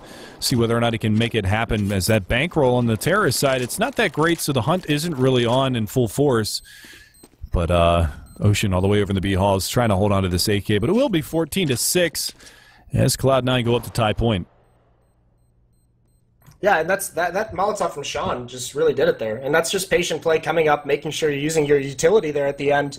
That's the way they got back into it. It puts Wabbit in a really bad spot where he's just burning alive, and he gets picked off from someone coming up from middle, and that breaks up a crossfire. I mean, they had, Shroud just cleans out Ocean right at the end as well. Another good find. Ocean, no luck saving these guns. It's the second time it's happened to him at the last second, but that was a pretty good stat with one player in the site, one player on their balcony, where they can just swing together and find a kill, but that one Molotov ruins everything. And again, like you said, a great job across the board for them, and we're going to see another round come under fire here, as it is going to be another buy-up for Follow Esports. They are at a heavy disadvantage now, 8 rounds the difference. But it's going to be M4s and Wabbit once again going to have the AWP in hand. He's aggressive here in Halls, and unfortunately not going to hit the shot onto the player that was up in there. I believe that was actually nothing that was up in the Halls, yeah. So a little bit of costly error right there as Wabbit going to muff the shot. Still looking for something over in this A bomb site. They've got 2 players lurking over in the Palace Halls. One's fallen back now. They do have Sean Garris pushing up relatively aggressive here. They do have one player underneath the balcony. That's Hades. One player playing from Ticket Booth. That's going to be Wabbit. And they're trying to hang on to this A bomb site. They do have one player peeking out towards mid. That was Desi. But it's really, if they hit towards the B bomb site, it's all on Ocean. But they're bringing that bomb plus 2 players over towards mid to try to execute that mid control. And they've had a lot of success with that so far, Cloud9. In this matchup, those hits coming in towards the connector side. Looks like they want to go for a boost this round, though. Switching things up here on the terrorist side. Struggling with it a little bit. Shroud's in a good spot on this rooftop to watch for any kind of catwalk aggression. And he'll be able to jump into window anytime he pleases if they choose to execute up to connector. But 30 seconds left, that's really the only option that's open to him.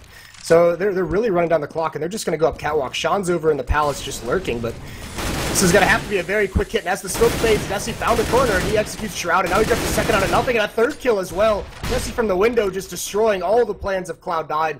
They run the clock down, and they get punished for it.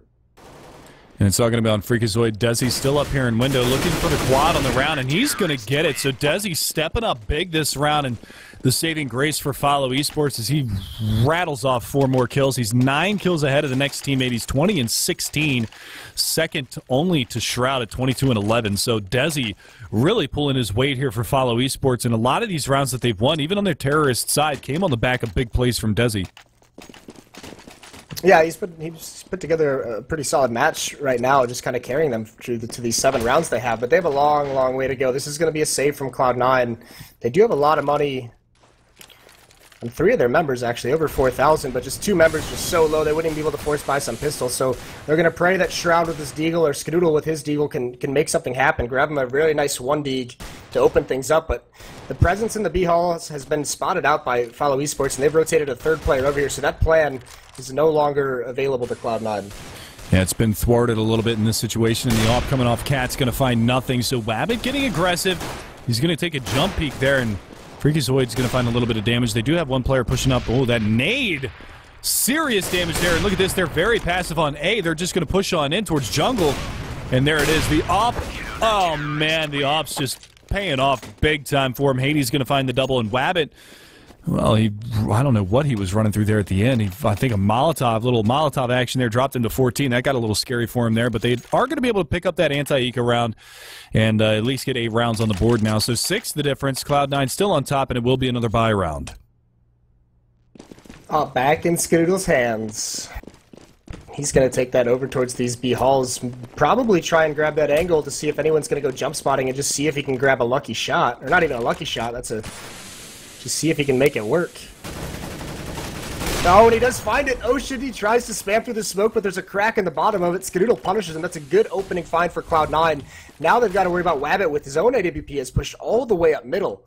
So he can cut this off, and if Cloud9 tries to fall back, he may be able to equalize, but he's got to be very careful of his underpass. Now he's in a very uncomfortable position as Hades has fallen away. He has no one to back him up. He's just alone out here in mid. He's got to find a way to fall back.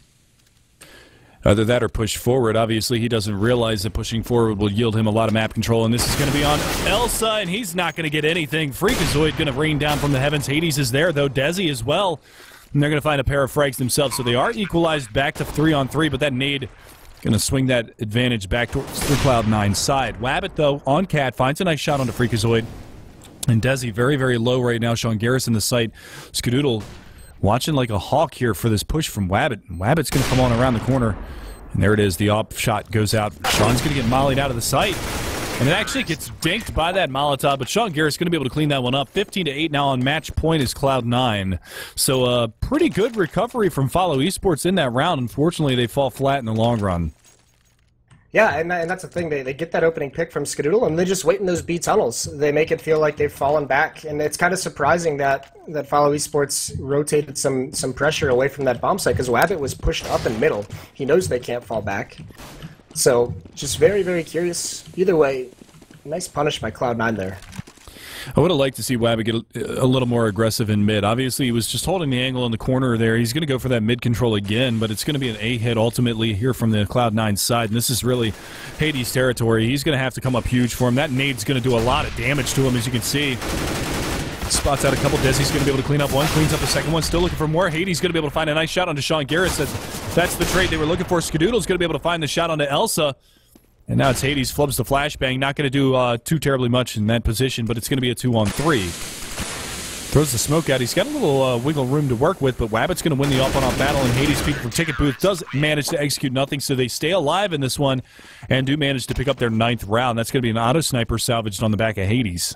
So we figured it out. Follow Esports, if they want to win, Desi just needs to get like the first 2 kills in every round. Every time he opens the round up for Follow Esports, they end up winning it. He gets 2 kills. Either way, there's Cloud9 trying to switch up the pace, trying to catch Follow Esports off guard. They've done some slower default strategies throughout this half, and that time they just try and pick up the pace and get into that A site very, very quickly, but it gets shut down. So they're back onto pistols once again, 3 smokes. Some flashbangs as well. They're just going to try and get a plant, see what damage they can do, and this might actually go really well for him. Hades is the sole defender at the moment. Yeah, and he's very aggressively pushed up towards the A ramp as well, so he doesn't really have much cover to fall back into, and they're going to go ahead and drop those smokes over the top, and Hades, what do you got for us? He's going to be able to find one, spraying wildly, but Shroud with a double dink takes him down, and now the rotation is on. You can see they've already got one here from Connector. It's going to be the auto sniper, and ESEA's going to be able to find one. They don't realize that a player has run behind him, but Wabbit's going to be the one to take him down, and Ocean cleans it up with the assist from ESEA, doing a lot of damage with that auto sniper, and 10 rounds now for Follow Esports, so it's still close, and we might see a double save from Cloud9 as they don't have enough money to put the op in Skadoodle's hands, and they don't really have money for the AK buy, but Sean Garris is just going to go ahead and buy one up anyway. So it's going to be Galil's and the naked off from Skadoodle. Yeah, glass cannon, so he does pick that up. But they're very limited on what they can do. They only have 3 smokes to work with throughout this round, so they do spread out one more time. Much like we've seen, they have a presence here. Skadoodle again over in the B halls. They boost one player up on a truck. Is Skadoodle going to win that? And he is. Of course he is. Desi gets up there late. Skadoodle beats the pressure one more time. Oh, the nade and the molly. He gets stuck. The nade slows him down, and he's just standing in the fire. He burns alive, but this is giving space for Sean to creep up this ramp. He's got to clear out Hades from underneath the balcony, and he's not going to do it. He does spot him quickly. Nothing trades it off. It's down to a 2-on-3, but the bomb is down in mid. That's so unfortunate, and that might just spell the round for Cloud9 as Wabbit's pushed up one more time for control. Yeah, he's gone up mid almost, I think 4 or 5 rounds in a row now, and this time it finally pays off. He's able to catch Freakazoid with the bomb in mid and able to get that early pick. So it is going to be a man advantage for Follow Esports. Now they just have to hold this bomb control, and I don't know if they've realized this, but Shroud is actually in the B halls. He might be able to catch the back of Wabbit. As, nope, he's going to drop that smoke down. He's going to go for the peek, and Wabbit punishes him. Nothing. Does manage to pick off Elsa. And now he's going to go to a little bit of a battle here. Nothing. Down to 13 HP. The flashbang around the corner is going to fully blind him. Ocean not really going for the peek just yet. Going to spot his head, but nothing. Hits a ripper and takes him down. But they got to know that he's low. And here should come the peek from Wabbit. Does manage to take him down. So 11 rounds now for Follow Esports. And they've rattled off 3 in a row. And they're keeping that money down on Cloud9's side. So, again, it's going to be another save. We should see a 12th round for Follow Esports here. Yeah, that's the thing. Throughout this losing streak, we haven't seen any plants out of Cloud9. So, I mean, they won 5 straight, and now Follow Esports once again made the adjustment. I mean, this is kind of the same story as the first half. The only issue is Follow Esports not able to get out to a hot start, or else, I mean, this match could be a little bit more in their favor. So, at least they prevented the plants. That's what's forcing Cloud9 onto some of these half buys and this full-blown eco we're seeing right now. But pressure put over towards B. Wabbit gets a little bit antsy and falls back from a definite committal peak that he was going to take. Yeah, and rightfully so. Would have had a lot of pistols in his face here very shortly, too. Yeah, but this is Cloud9 once again. You know, they made a presence, and now they're just staying there. They might have heard Ocean sneaking up, and do they suspect this? The flashes come out. Ocean's not blind whatsoever. This should be a mowdown for him. He gets that first one, keeps spraying, but he can't find anything after that. Thankfully, Wabbit saves his life, but he does fall eventually. Nice shots from Wabbit, though, going to bail his teammates out, and he's going to be able to find 2. The last one alive is going to be Skadoodle, and Elsa cleans that one up. So a little overzealous there from Ocean, but he did a lot of damage, and unfortunately his teammate wasn't there just in time. But we do see Follow Esports picking up another round, and that will be a 12th for them. So they are moving forward, and they are cleaning up a lot of these rounds and making this a close matchup. Cloud9 still 1 away from winning this, but Follow Esports 4 rounds in a row. They got to really be careful now because Cloud9 is going to start getting into that infinite money, and they should be able to buy for the rest of the half regardless. Naked off for Skadoodle again. Yeah, I mean, well, he's been successful at getting them some picks in these rounds, so this time they're going to come out mid. Wabbit was posted with the op and connector, but he gets forced back, but still, there's a little bit of a triangle of doom. Elsa's got to fall back. He throws a molly to stop him, and there's the op from Wabbit. Takes out Shroud. Freakazoid runs right through the fire, but gets mowed down. So this hit, all of a sudden, is pretty much stalled out as Ocean grabs one more. Yeah, and it's all on Skadoodle, that glass cannon AWP up there in the B halls, but what can he really do here? It's 1v5. There's not much, and it all happened in the first 20, 30 seconds of the round. Skadoodle creeping around the smoke, looking for Ocean. Ocean's still in the same position that he was the last round, but Skadoodle surely doesn't know that he's up here, and there you go. Now they know. There's the peek from Ocean, takes him down, and that is going to be another round on the board here. 13 for Follow Esports, so they're still alive in this one, but we should see a force up here from Cloud9, I would expect, unless, well, it looks like they're going to go for a save here and play for the final round. They have the full losing bonus in their way, so they're just going to invest some upgraded pistols, some utility, some armor. You know, even if they're around $2,000, it doesn't matter. Full money bonus is going to be able to give them a really strong buy into the next round. So this is just to see if maybe they can sneak a win off. Maybe they can get a plant that'll help them out. Maybe they can do some damage. But either way, they haven't done enough damage in these past few rounds to really have that matter, because the economy for Follow Esports is strong enough. They're going to have whatever they want next round. And look at this. Aggressive play down A ramp to peer over a crack in the smoke. That's Desi, of course it is. And he's going to pop flash himself through. Nope, he's just going to throw the flash and fall back. Not a bad play there. It would have been a blender if he would have run on through that. So playing this one intelligently. Should get a pop flash here from a teammate into the B halls, or the Palace halls. He's going to be able to spot one out. That's Skadoodle with the bomb, and Freakazoid around the corner. Desi's going to spot him out as well.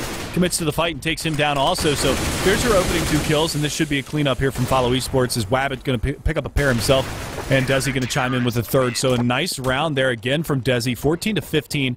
Follow Esports looking to take this one to OT. And it's not over yet. Cloud9 now going to be on the bye. And we're looking at our best matchup so far this evening, and it's kind of an unlikely one. Yeah, well, the story for this comeback really in the second half, and especially these last 6 rounds straight that Follow Esports has got, has been, I mean, Desi obviously playing really, really well in this matchup with 27 kills, but it's Wabbit coming alive, you know, to be his right-hand man. He's catching up in frags with 25. He's been a beast with this AWP, and they've just been shutting Cloud9 down everywhere they go. And now look at this play. Wabbit gets that pick on Shroud, but Desi, I mean, this is the gamble play he's known for, and this one might just pay off huge for them because he's pushed up underpass. He's go up the stairs. He sees nothing over at the B tunnels. B players start to rotate. And he could even just knife Skadoodle. Like, Skadoodle's just dead if nothing doesn't come back and catch this. Yeah, I was going to say nothing is barreling on through T-spawn, and Desi hears him, so he's going to bide his time even longer. He's going to be able to take the pick on one, takes the pick on the second one. Can he get nothing as well? No, nothing is going to be able to take him down, but the damage has been done. Sean Garris finds Elsa, but it's nothing in a 1v3, and we're looking at OT, baby. This is an exciting matchup. It's definitely been a huge comeback from Follow Esports in this second half. They were down, I believe it was, what, 15 to, I mean, they've rattled off 6 rounds in a row, so they were down 15 to 8 at one point, and they have brought this one right back. Looking for OT, 40 seconds in the round. Nothing's going to pick up the trusty AK and see if he can't clutch it out. Some shades of his 1.6 past if he can make this one happen, and he's going to barrel on up Cat, but all the way in the backside of that site, again, is going to be Ocean trying to shut this one down. And he should be able to hear nothing working his way up in towards the bomb site, and nothing going to just straight away go for the plant. And an easy pick for Ocean. We're going to OT, baby. Yeah, I mean, just sick play from Desi. I mean, that opening pick gives him the gap he needs. And that setup from Cloud9 to just go up those stairs, and he had so much space, and beautiful flank from him. So that risk pays off for Desi, obviously. And him and Wabbit put together a great half to force overtime. And Cloud9, and part of it was in the middle stretch, there were a couple of those rounds where we thought that Cloud9 was going to be saving, and they just came out in 4 spot, but they had a lot of rounds to toy with and just couldn't do enough damage throughout the later stages of that half. And I mean, just an incredible poise from Follow Esports. I mean, they had to save 8 match points or 7 match points there, and they did just that. So they've kept themselves alive in this matchup, 15 to 15. The magic number that you're looking for is going to be 19 in order to close this match out. We play MR3, $10,000 for OT. So, and they stay on the side that they're on. So we will see Follow Esports starting on the CT side for this first half of OT once they all decide to ready up and get this one underway. Probably taking a little bit of time to talk things over here on the Cloud9 side. And rightfully so, because they kind of got stumped here on their terrorist side. Oh, not even kinda. Like, not even kind of whatsoever. Follow Esports rattle off 7 straight to tie that up, and that's the thing. I mentioned it. If Follow Esports, you know, both halves, they just go down by like 5 or 6 rounds, and they make comebacks at the end of the half. But like, they don't need to make that adjustment if they keep it competitive for the first half of each half. Then I mean, they're sitting pretty. They might have even won this match. So I mean, some great, beautiful mid-match adjustments are made by them, and on the terrace and CT side, but. Yeah, you got to say, I mean, Cloud9 struggled very much on their T side. Not a lot of variety being thrown at Follow Esports throughout that losing streak. So again, we're going to be seeing this one live up. Follow Esports going to be on the CT side, all tied up 15-15, first half of OT. And like I said, that magic number is 19. First team to get to that in overtime. Number 1 is going to be your champion of this matchup. We can already see Skadoodle going to be invested into that AWP. Wabbit again up on his back. He's 26 and 18. He's caught up to Desi, who's sitting at 29 kills, 20 deaths. And Shroud, again, at the end of that first half, he had 18 or 19 kills. So second half, he was basically silent. They stumped him. He had no answer for what they were doing on the CT side. And again, Wabbit getting aggressive here in connectors, going to find the opening pick on a Freakazoid, drops him. And Desi, again, going to find nothing. These two have stepped their game up in this second half, moving forward into OT. And it's just a beautiful thing. Wabbit again, Sean Garris down. Wabbit looking for another one as they encroach upon connector. Hades goes down, though. Shroud finds a nice shot. Skadoodle's going to be able to chime in with another one. And let's see this Wabbit. He's going to take the peek, but no. Not going to be able to find the corner of their body right now, and they are going to go for the boost up into window room, so this is going to be a little bit of a risky play here from Cloud9 as Wabbit, he's coming around the corner. He doesn't realize that Shroud has actually been boosted up. Shroud trying to work this smoke. Wabbit, he might have an idea that he's going to be right around the corner, and he's got to hit this shot. He's got to get the 3K here. And I'm just watching from Wabbit's POV, and there it is. There's the peek from Shroud, and Wabbit capitalizes. It's all down to Skadoodle with only 7 HP. Going to miss the shot there on a Desi, and they know that he's going to be in the top side of mid. That's unfortunate with Shroud in that spot. I mean, the angle still favors the offer. Skadoodle misses a dropping shot on Desi. And now he gets through with only 7 HP. It's a jumping shot, and Desi and Wabbit continue. All 5 kills in that round were done by those 2 players. 2 for Desi, 3 for Wabbit. Cloud9 still no answer. It's amazing that with Skadoodle on your team, you have one of the best offers in the world, and you're getting out destroyed by Wabbit with his own op.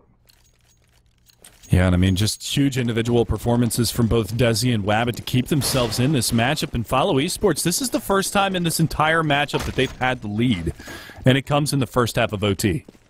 Yeah, well, this just what extends their round win on CT side to like 8 straight, I think it is. 8 in a row now, yep, 8 in a row. So Cloud9, they're just stumped on their T side. They're getting shut down in every avenue of attack. They went for that mid control early in that second half, and it paid off for them as they were able to pick up the first 5 rounds of the second half. But ever since then, they only got 1 out of the remaining rounds. So huge stuff coming out from the Follow Esports side. They are going to go for a little bit of cat control, but again, it's going to be Wabbit over here to try to shut things down. And if he takes a blind shot through this smoke, he might be able to find a little bit of success. But this is the first time that we've actually seen Cloud9 work their way up cat, and they're going to catch Desi. They take him down, but Ocean's in a great position here. Do they clear the angle? They're going to work their way in, but he's going to be able to find one. Digs down Freakazoid. He does the damage, not able to get the kill, but Elsa's there for the trade, and we're back to a 3v3. The bomb has been dropped in the bomb site, and now the peak comes out. Shroud, nice shot from him, does take down Elsa, so this is the best looking round that we've seen out of Cloud9 in a very long time. They've got to boost up to get the bomb. It's on top of the box, and this is wasting valuable time. Sean still can't find it. Now he sees it on top, but he can't grab it. He needs someone to come into the site. This is heartbreaking to watch. And they still can't get the boost right. Another Molotov comes in and delayed just even longer, so Follow Esports, rotation is fully on. Still, though, at a disadvantage in a 2-on-3. Hades coming out of the market. Skadoodle legs him. He spots him just at the last second. Shroud's blind, but there's Skadoodle onto Wabbit. And now all that's left is for Hades to get cleaned up. Skadoodle grabs both of them. And a crucial round to win for Cloud9. They finally stopped that win streak. 16-16 now. Yeah, but is it going to be enough as we move forward? Can Follow Esports pull this one out in this first half of OT? This is the final round, so the number is 18 that we're looking for, and first team, one of these two teams is going to have 17 in the second half of OT. Which one's it going to be right now? Can Desi step it up again? Can Wabbit find the success with the AWP? He's going to have the up again. And this time he's going to be playing from the triple boxes in the A bomb site. Not going to be able to find anything over in that direction at the beginning of this round, but the bomb, the top side of mid, all by its lonesome. Skadoodle's going to be there to join up. It is Freakazoid trying to find something over in that avenue, but not a lot of success coming the way of that mid control, with the exception of last round where they did take it up cat and found a Desi with a nade out. Oh, this time Desi's just chosen to push Palace, and he sees there's nothing in Palace, so he can be pretty sure there's not going to be an A hit. That's why you see Hades kind of cheating over. He's in CT spawn, watching for anyone to cross who got boosted into window. But it's going to all come down to Wabbit with this AWP. Are they going to smoke him off? Because last time when they did and they don't, and that's a jumping Freakazoid, he drops the bomb. That's in connector. Now they have to get that, and they have to be worried about that AWP that's zoned in on that position. Yeah, but now it's zoned in on a nothing there at A ramp, but he's not moving an inch just yet. He's just waiting for Wabbit to make a mistake and peek wide onto that triple box, but Wabbit holding intelligently right from where he's at, and Desi, with this position that he's got in Palace, is going to be able to lurk out and maybe find a lot of damage onto these players as they try to make their way up into the A bomb site. Wabbit still not giving an inch. He's going to go for the peek, and he hits the headshot onto Sean Garris, looking for another one onto nothing, but he's not going to be able to find that. And now Desi, he's pushed a little bit too far through Palace. They're going to find a little bit of A control, but Hades coming around from CT spawn. But this is going to be a beautiful flank from Desi if he's able to execute this one well. Hades is going to find Skadoodle, takes him down. They finally pick up the bomb over there in connector, and there it is. Desi going to be able to find that, drops him 7 seconds, 6 seconds. It's ticking away, but it doesn't matter. Desi's going to be able to lock it down. Nothing goes down, and 17-16. Follow Esports take the lead into the second half of OT. Yeah, and this is just Cloud9 I mean, in the mid-round that time, they just looked lost. They didn't really know what they could do. They got stopped. Wabbit gets that first kill, and they burned 30 seconds doing virtually nothing in middle, just watching for pushes. So this is a Cloud9 that on other maps, you could tell they just have issues on Mirage at the moment, because on other maps, they're much more decisive in the mid-round decision calling. This time, they just kind of stall out. So Follow Esports takes advantage.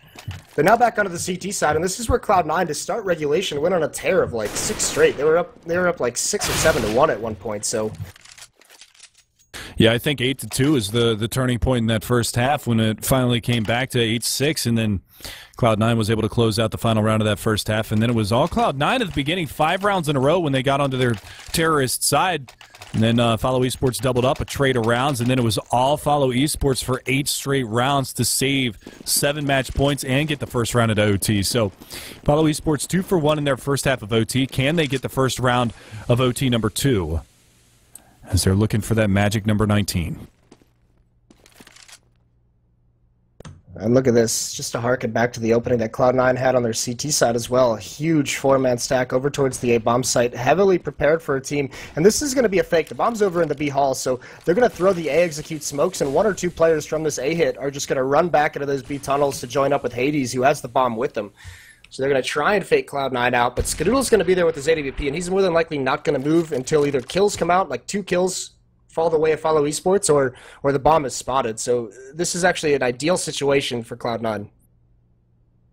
All right, and again, like you said, they're going to fall a couple of players off right now. Wabbit's actually working his way back towards terrorist spawn, maybe going to go for a little bit of mid-controller, join his teammate Hades in the B-bomb site, and it's a double-op setup here for the first time that we've seen out of Cloud9. Sean Garrett's going to buy the op, and he's very heavily invested. You can see he's down to 2450 on the money situation, but he hasn't had much luck rifling in this matchup, maybe favoring the double-op in the overtime.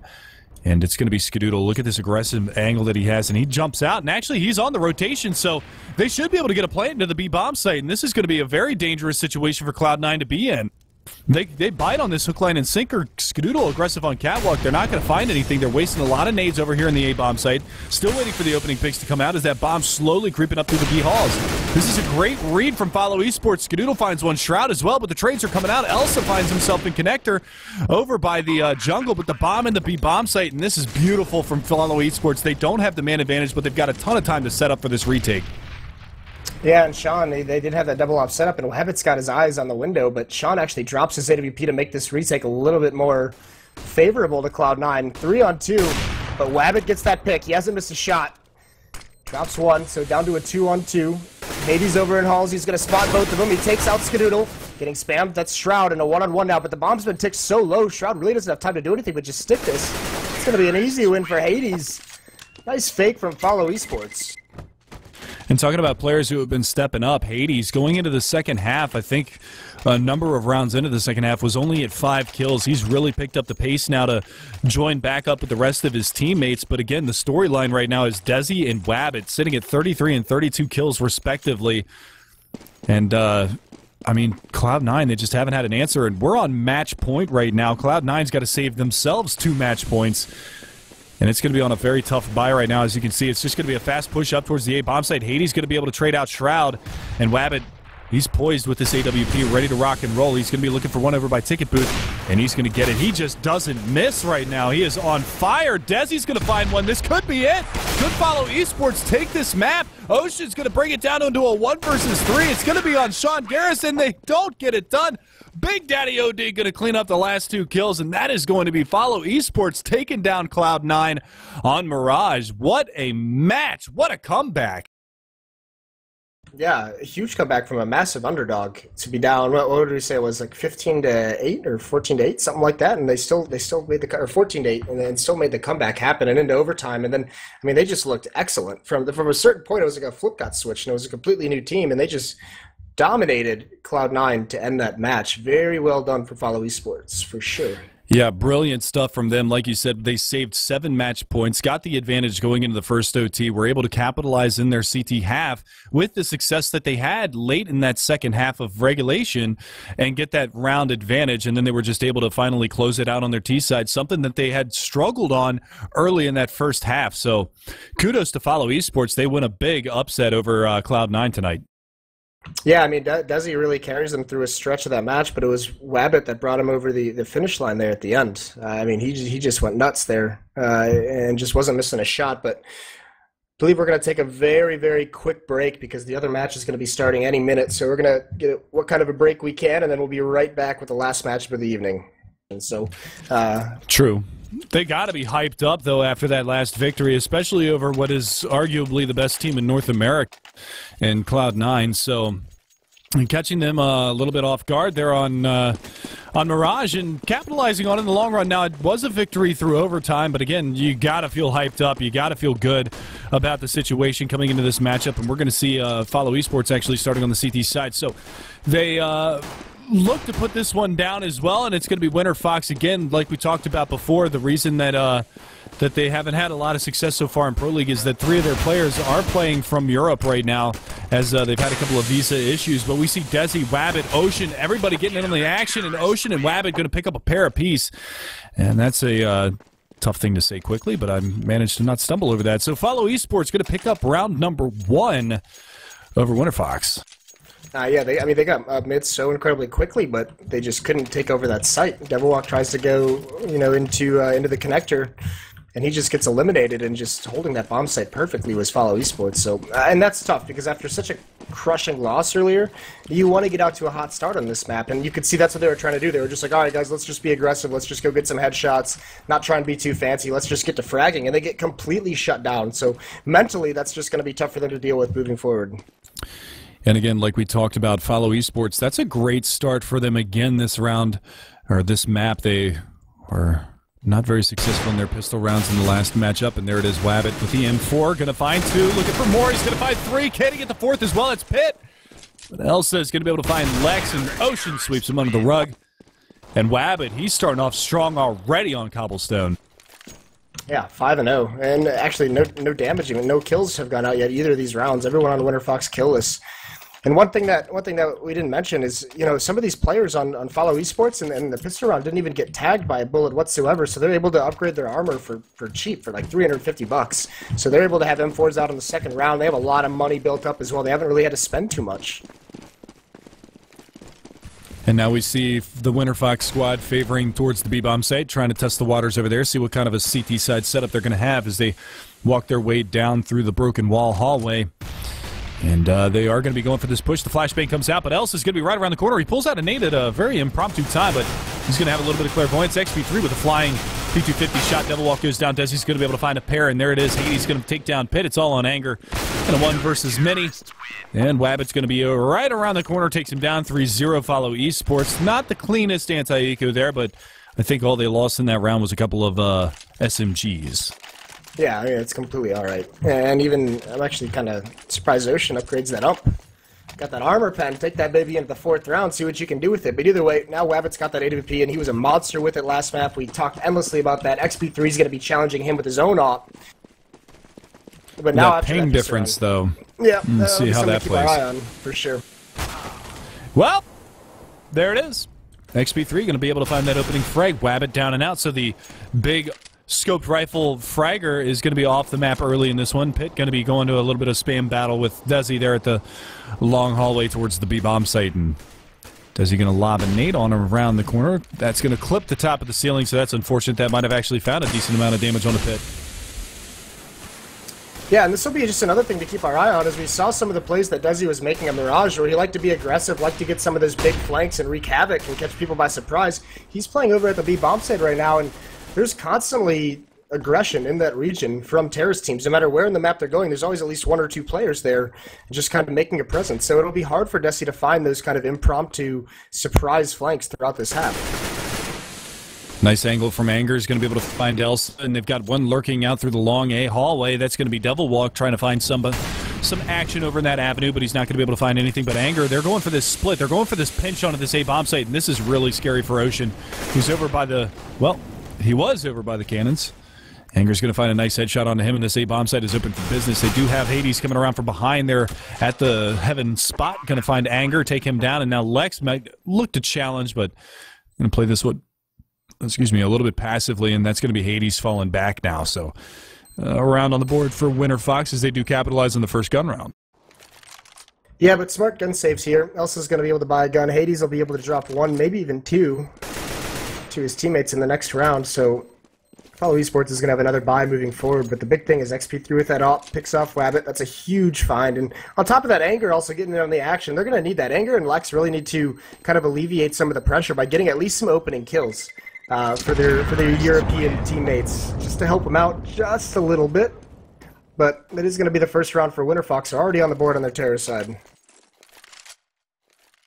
But again, you've argued that this map is terrorist-sided, so WinterFox definitely needs to capitalize on the as many of the T-side rounds as they can, because it is going to be difficult for them to hold those angles with that ping disadvantage that they have going on. Because you can see, if you take a look at the scoreboard, DJ, if you want to bring that up for us, Pitt playing with 148 ping right now, Devilwalk at 152, XP3, who is currently in France visiting family, at 124. So it's really going to be on Lex with that with that 12 ping to try to make something happen in this matchup, but very difficult spot. And there it is, Wabbit going to find double walk, very aggressive there at the hallway, and Ocean right around the corner. They don't spot the angle. Ocean's going to peek on out, swings on him, and he pays for it as he loses his life to Lex. A little overly aggressive there. They had no idea that he was at that angle. Yes, he got really aggressive that round, challenging players over in that B corridor without even a smoke. He gets up onto the platform, but falls off very, very quickly. Now they have 2 players playing in drop, so they're basically giving up this B bomb site for the most part, playing very, very centralized. The bomb's still in the center of the map on WinterFox. They haven't committed anywhere whatsoever. 1 minute left. Anger and Pit going to throw a little bit of a fake, just apply some pressure. It's causing ESEA to cheat over, but the bomb, meanwhile, is picked up, heading over towards the A bomb site, where 2 players, it's Lex and XP3, they've already gained great control over in Halls. XP3 is going to be able to grab that angle, but Wabbit wins that battle. That's a crucial one to win, because now he can rotate into the bomb site and wait for reinforcements. Pitt's actually going to pick up the AWP and try his hand with it. Right now it's going to be Wabbit, who's already picked up 2 frags this round. The lone 2 frags here for the CT side of Follow Esports, and now it's going to be Anger coming up through mid. Let's see what kind of a hold they have. They have rotated a couple of players over here, so they've got 3 CTs over in this bomb site to try to hold things down. You've got Hades playing from the double doors. You've got ESEA from Heaven, and well, they got to be really careful. Wabbit's going to find another one. Can he turn around in time? No, he cannot. Lex going to pick up the triple on the round, and it's Desi versus 2. Anger and Lex, the low-ping players, and Anger's not going to waste any time taking him down. And they do get the bomb plant for the extra $300 in the bank for Lex, so WinterFox cleaning up too, and that's going to force the save now for Follow Esports. Yeah, crucial play by Lex, being very aggressive, very confident, just creeping up along the bomb site, eliminates 1 player, and that allows him to take out Wabbit, who is just an anchor in that bomb site with his AWP. But either way, Lex clears it out. Him and Anger clean up the 2-on-1. Now they force an eco on the side of Follow Esports. So they're in a good position to tie this one right back up at 3-3 very, very quickly. And I see some people in chat asking who Follow Esports are. They are the former SapphireKelowna.com squad. Oh, Devil Walk just gets annihilated by Wabbit.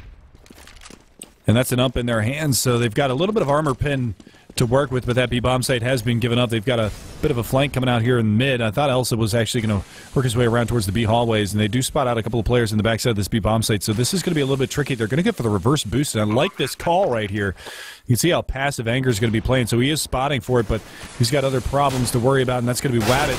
And there it is. Hades is going to be able to take him down, so it's a 2-for-2 trade, and they get a couple of guns out of this, at least an AK, to try to salvage for the remainder of this next round. Yeah, they're going to do 1 more reverse boost, see if they can find 1 more. Assuming WinterFox is just going to guess that Hades is falling all the way back with that AK-47, but instead WinterFox evacuates over towards the other bomb site, towards CT spawn, so nothing to be found from Ocean and ESEA. They are going to try and drop out and assassinate him from behind. Lex wasn't aware originally, but he does hear the footstep, and a second player comes in. That's ESEA. But he's not going to be able to salvage anything as XP3 takes him out. And we should mention, guys, on the other stream, twitch.tv/ESEA2, there is another match going on, and that is... 3 sub versus enemy GG. Thank you, sir. You're welcome. But the action is heating up here. We are going to see another full gun round coming out, and that's going to be Wabbit picking up the big green again. He's 10-3, really doing work, as the remainder of his team is sitting at 3-3, 3-3, 3-4, and 3-1. Oh, Lex. Oh, nice Daddy! shot. Wabbit again with the opening pick. Going to find his 11th frag of the matchup. And that is just, I mean, the guy has just been doing work. He really stepped it up at the end of that Mirage matchup, and he's carrying it right on through into this matchup. Still, a lot of presence over towards drop. WinterFox is, I mean, now that Lex is gone, they have no presence at the A bomb site. So they're very much cordoned over towards B, but they haven't moved forward just yet. Kind of waiting for these smokes to fade over towards platform. That's going to give XP3. Look at Hades positioning behind this smoke here and drop as well. Really trying to play the split here, but Wabbit from Chicken Coop, he's really showing his mobility with that AWP. He's going to find another angle and takes down XP3. Hades goes to battle with Anger, and he loses that one, and now they got to be careful. And ESEA going to be able to spin around just in time, and Wabbit again going to find a third. Can he get a fourth as well? It's Devil Walk versus a lot, as there's 4 CTs left alive in this, and they're going to go for the peek off. Devil Walk's not going to be able to survive this, as Desi just spraying and praying takes him down. Follow Esports capitalize on the back of Wabbit with another triple on the round. Yeah, he's just being brutal tonight with that AWP. Actually, this might be a buy situation for WinterFox. XP3, if he chooses not to go with the op, he can drop an AK-47 over to a teammate. and they can still have a pretty decent buy with 4 rifles. But instead, they're just going to save up. They want that AWP. They know they have to deal with Wabbit. They know with the distances at some portions of this map, that AWP can be a huge benefit to their terrorist side. So they're just going to get the upgraded pistol, some utility, 2 smokes on their hands, try and get a bomb plant, see if they can deal any damage. They're going to head over towards the B site, although the bomb is still centralized, but he's just looking for a flank. He's just looking for a push. He's going to group up with his teammates any second now. Yeah, the big thing is there's no need to force up this early into this half. I mean, you're only into the 8th round. You got a lot of rounds left to play around with, so, I mean, you're only 1 round to the disadvantage right now as far as WinterFox is concerned, and they could just bombard down through drop right now on Els, and Hades going to be playing in this position, and well, let's see what kind of picks they go for. Hades going to find some good damage, but it's going to be Ocean to clean that one up. Hades finds 1, finds 2. And that drop push is completely annihilated. Lex going to be by his lonesome over here. Double walk trying to make his way out towards Broken Wall, and Desi cleans him up. It's all on Lex, and he falls to Elsa. So another good hold there. No weapons dropped on the Follow Esports side, so that pays dividends for their economy moving forward into the 9th. Yeah, starting to look very, very good for Follow Esports. But here's that buy. XP3. The AWP in his hands, 4 AK-47s alongside, and that's what the save's for. They also have full nade kits, basically. Double walk's only on a smoke. Anger's a little bit light as well, but the rest of them are all good. They can do any kind of execution they want, but it might be just be another situation. A lot of the time, they're letting XP3, even though he has that high ping, go for these picks, and this time, one player pushing down into danger. That's Desi, and he gets the spam for the smoke. Wow. He spots the tracers, and he just eliminates Lex. That's the second time. That's 2 gun rounds in a row that Lex has just been taken out through the top of a smoke, and now Wabbit chiming in as well. 5 on 3 so quickly in the favor of Follow Esports. That's less than 10 seconds into the round that they've already got a 2-man advantage, and they're looking to work with this one as well because you can see it's very spread out. Nice shot from Desi in mid. You saw the up getting boosted up on the backside by Broken Wall. The back boxes, gets the pick on a pit, trying to get aggressive through the smoke. And now it's going to be Anger up top here, and he's going to get tagged down, actually maybe dinked down to 33 HP, maybe through the wall, and this is up on all battle. Wabbit wins again from the chicken coop. That's twice now that he's gotten the pick onto XP3, trying to come out through Broken Wall. And this is going to be Double Walk and Anger to try to make something happen. You can see the op get picked up. Double Walk's going to go for the pick. Not going to find anything. Molotov out. Wabbit going to capitalize. Another triple for him on the round. He's 16 and 3, 9 rounds into this matchup, doing work for his team. Yeah, I mean, XP3 bested him in the first gun round of the half, and Wabbit was just like, all right, no more of that. No more of that whatsoever. So he's just dropping bombs now. I think that's another triple kill for him on the round. But either way, I mean, it's got to that point now where I mentioned Lex just 2 rounds in the middle has gotten picked through smoke, and I mean, that second one's not really his fault, just a good play by Desi. But they're losing too many players early on to really to compensate for it. It's just too hard to equalize at the moment. So this spreading out these slow strategies where they're isolating themselves and allowing Follow Esports to find the kills early on, it's just not working out. We're going to see another eco round. We actually see XP3 getting aggressive here through drop, and he's going to pay for it. Hades going to find that lonesome frag. Nobody there for the trade either. And now they're going to really slow things down. Well, we got a quick second here, DJ, if you'd be so kind as to hit your use key and bring that damage graph up for me, and go click on Wabbit's name and just see how much higher his damage is. Hit your use key F, I believe it is. E, it's your Q. Or Q. There you go. Use key. Now click on Wabbit and see the difference in the damage that he's doing in comparison to everybody else. Jesus, Corey, your use key is F? Who are you? What? That's rude. Jeez. He also used an inverted mouse, so I mean that explains a lot. But I also have 17 RWS this month, so bite me.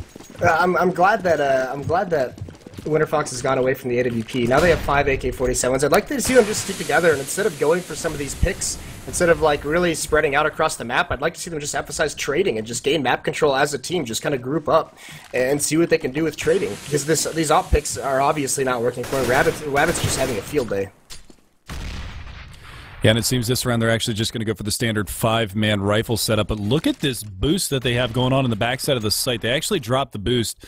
I believe that was Elsa actually up on top, but it's going to fall back and turtle up a little bit more here. Nade comes down, but Hades playing the off angle here in the drop room and see whether or not he can capitalize on a pick here. But it's going to be Double Walk in mid to try to compete against Ocean. Drops him out, and Hades going to find the first one. But XP3 and Pitt going to answer back. Desi and Hades down. and now they're going to go for a quick push on around. Wabbit misses a very crucial shot here. He's going to get spammed down to 35. A lot of damage being dealt right there in Ocean. He's in a really tough spot now. He's got players encroaching on him. Devilwalk can't land the shots. Lex can, though, and that's going to be Elsa also taking down Pitt. So we're on a 2v2. Wabbit's got to reposition himself. He's up into heaven looking for that pick on a Lex, but that bomb should get planted for only, I think, the second or third time this half. And XP3 down here in the pit. Let's see what's Wabbit got. He's going to get flanked out, taken down, and Lex going to capitalize. So a fourth round for WinterFox. And it comes with a two-man stand, so not too terribly bad for him. And XP3 does get an AWP out of it. Now, that's kind of risky because they had success with the 5 AKs. This time they're going to go with the AK or the AWP. Maybe yeah, I mean, they got it off the back of trades too. That trade down drop was absolutely perfect. One player falls to Hades, but Pitt responds nicely, and that opens things up. And that's what they wanted. That was a designed A pinch. And then they spread Wabbit out. He didn't know if he was supposed to go connector towards B or stay over at the A bomb site. He chose wrongly, and that's kind of what isolated Ocean. So now with this AWP, if they go back to this pick style and get crushed, that's going to be brutal for their economy. It'll just be reset, and you could see Follow Esports going for the boost up.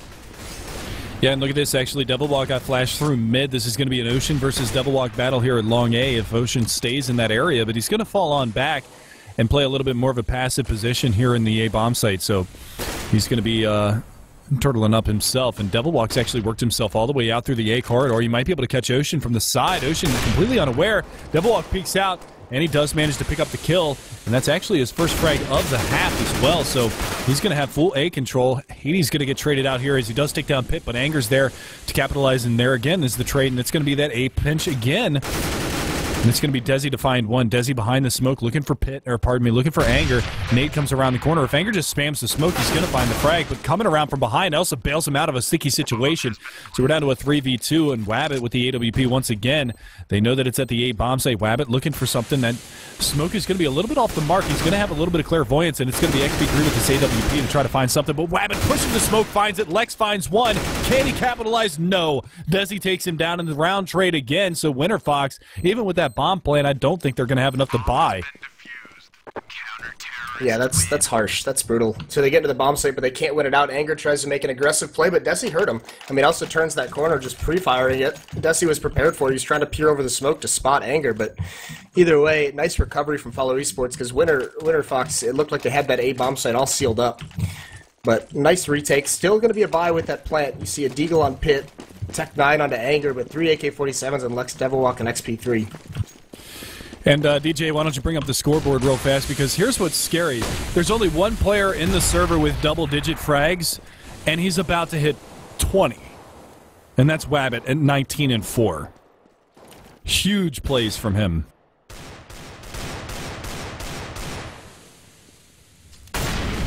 Still, all 5 members of WinterFox this time. No one even going near that B bomb site. And actually, I mean, it's Wabbit has rotated. You talked about him being so mobile so far this half. He's back over at the A site now, so this is going to throw WinterFox a little bit for a loop. One player now has gone back towards B, but 4 men over at A. They're in danger. They've taken control of mid, and it looks like Ocean almost wants to get aggressive, waiting for a pop flash from his teammate. There it is, completely blind. 2 players. He swings out, but Devilwalk bails him out. Lex, meanwhile, gets one. There's Elsa chiming back in. He's going to get a second. That's Hades, but still the trade's going either way, but so many members of Follow Esports at this bomb site.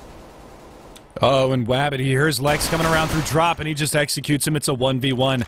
XP3 does have armor. He does have time to actually work his way back towards the B-bomb site, but Wabbit... Oh, he missed the shot! That's the first time I've seen him miss an off shot in a very long time. Now, XP3, he's going to have him on the run. And Wabbit working his way down in towards mid, so he's going to go for the counter flank, I believe, but he has no idea where XP3 went, and he's just going to hustle into the B bomb site and get that bomb plant with 12 seconds left.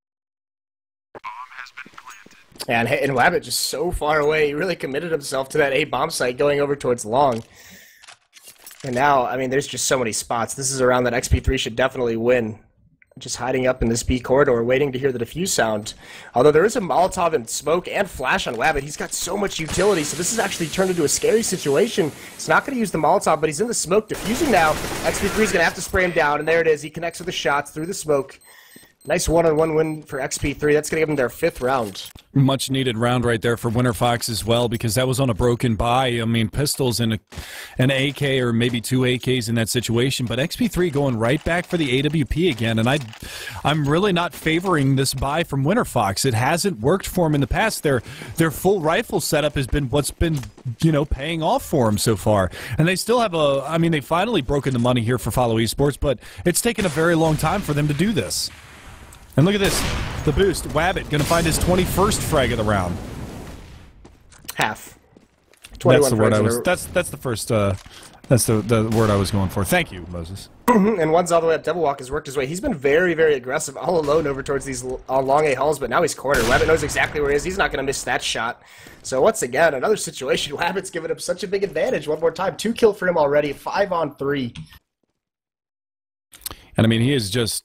He's hell for WinterFox right now. They've really found no way to thoroughly neutralize him except for to hit a bomb site that he's not playing in. So he's going to find the opening 2 picks. Lex answers back. They do get the bomb plant. Pitt's going to be able to chime in onto Elsa over by the chicken coops, and now they push on in. Wabbit with the AWP is going to be looking for another one. Pitt over in the chicken coop. They're still looking for him over there. Another smoke onto the bomb. XP3 finds one. Wabbit finds him, and he spots out Lex. He misses the shot, but he's gotten the information for Ocean, and this diffused from around the wall. This is good. Lex, can he get the frag? No, the bomb gets defused, and Ocean gonna clutch it out, and he sprays him through the smoke. Ocean beat Big Daddy O'Dig. Coming up huge, gonna find that defuse and the insult to injury with the frag. Reset the money once again for WinterFox, and the final round of the half is going to be a very tough buy.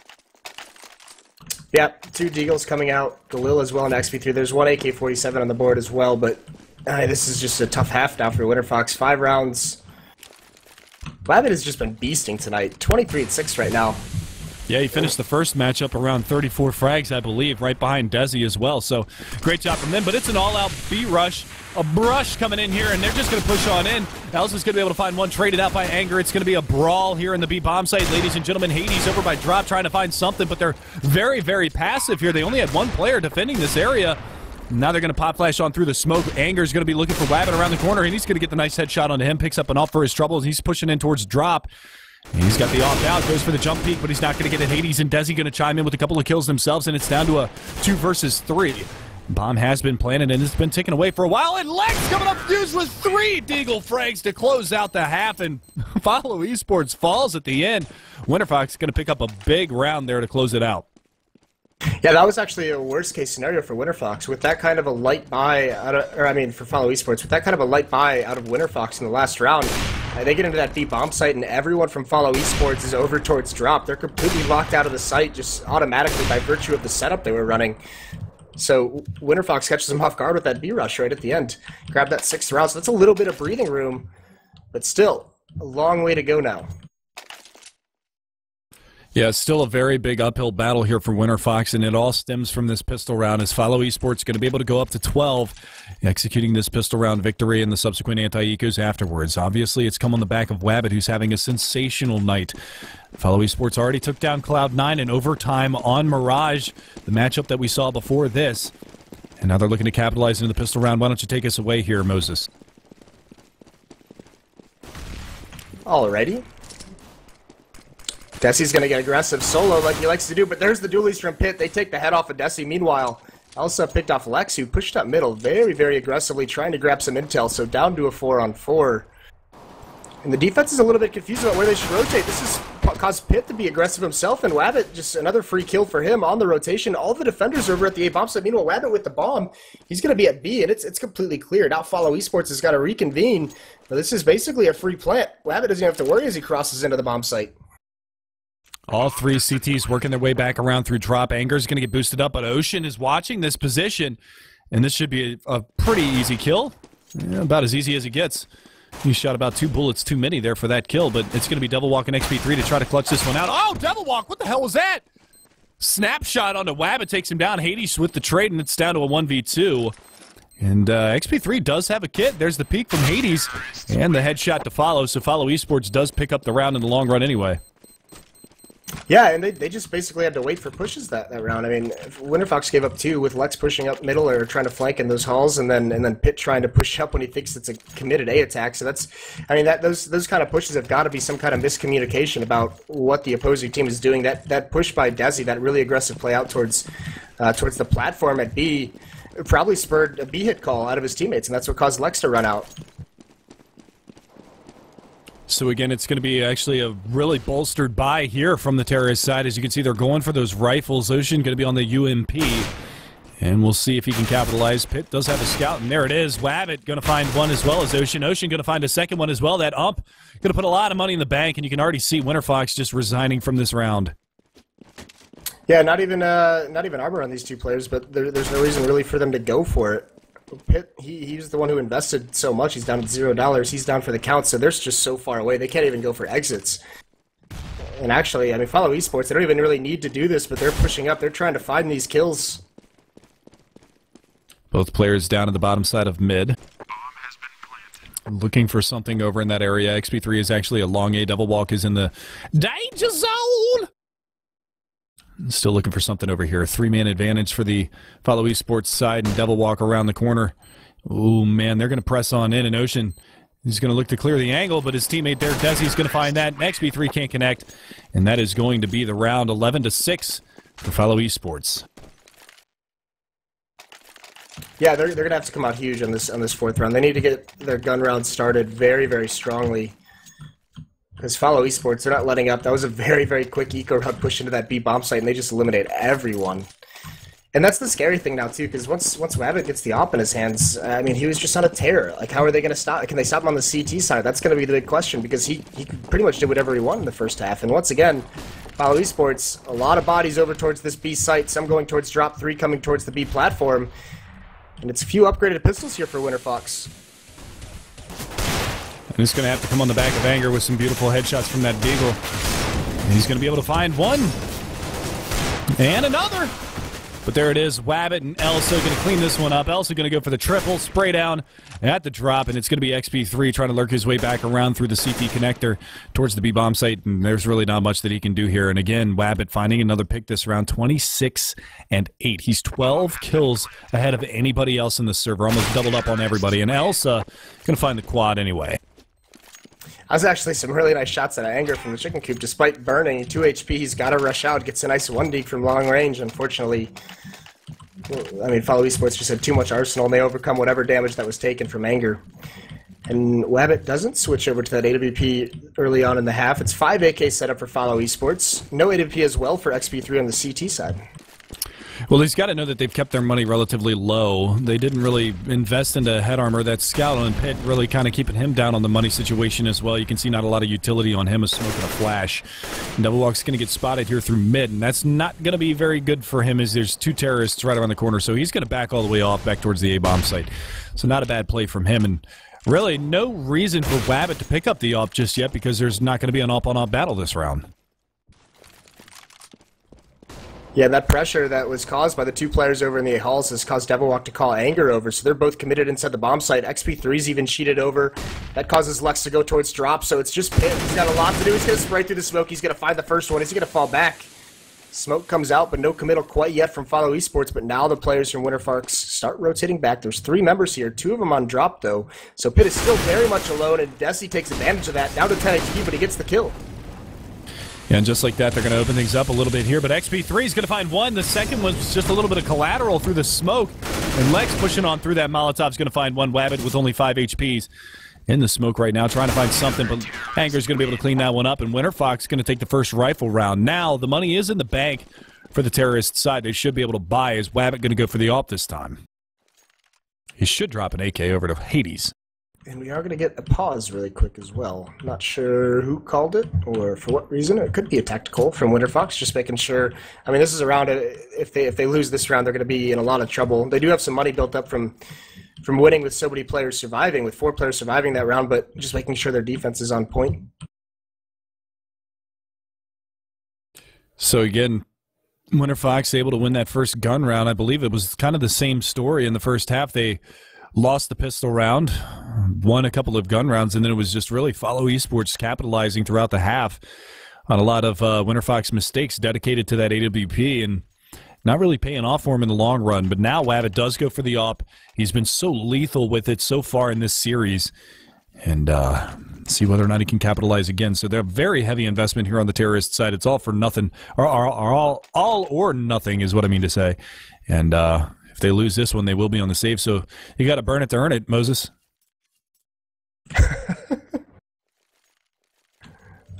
Yes, you do. Either way, I'm curious to see where Wabbit is going to go with the AWP, where he's going to try and find his pick. More than likely, I mean, a lot of times we're seeing oppers go over towards A and just kind of stand far back, see if they get a pick of anyone peeking towards those doors or just watching for any kind of a push, grabbing an angle in those long A halls. But either way, no matter where he goes, he's just so deadly tonight.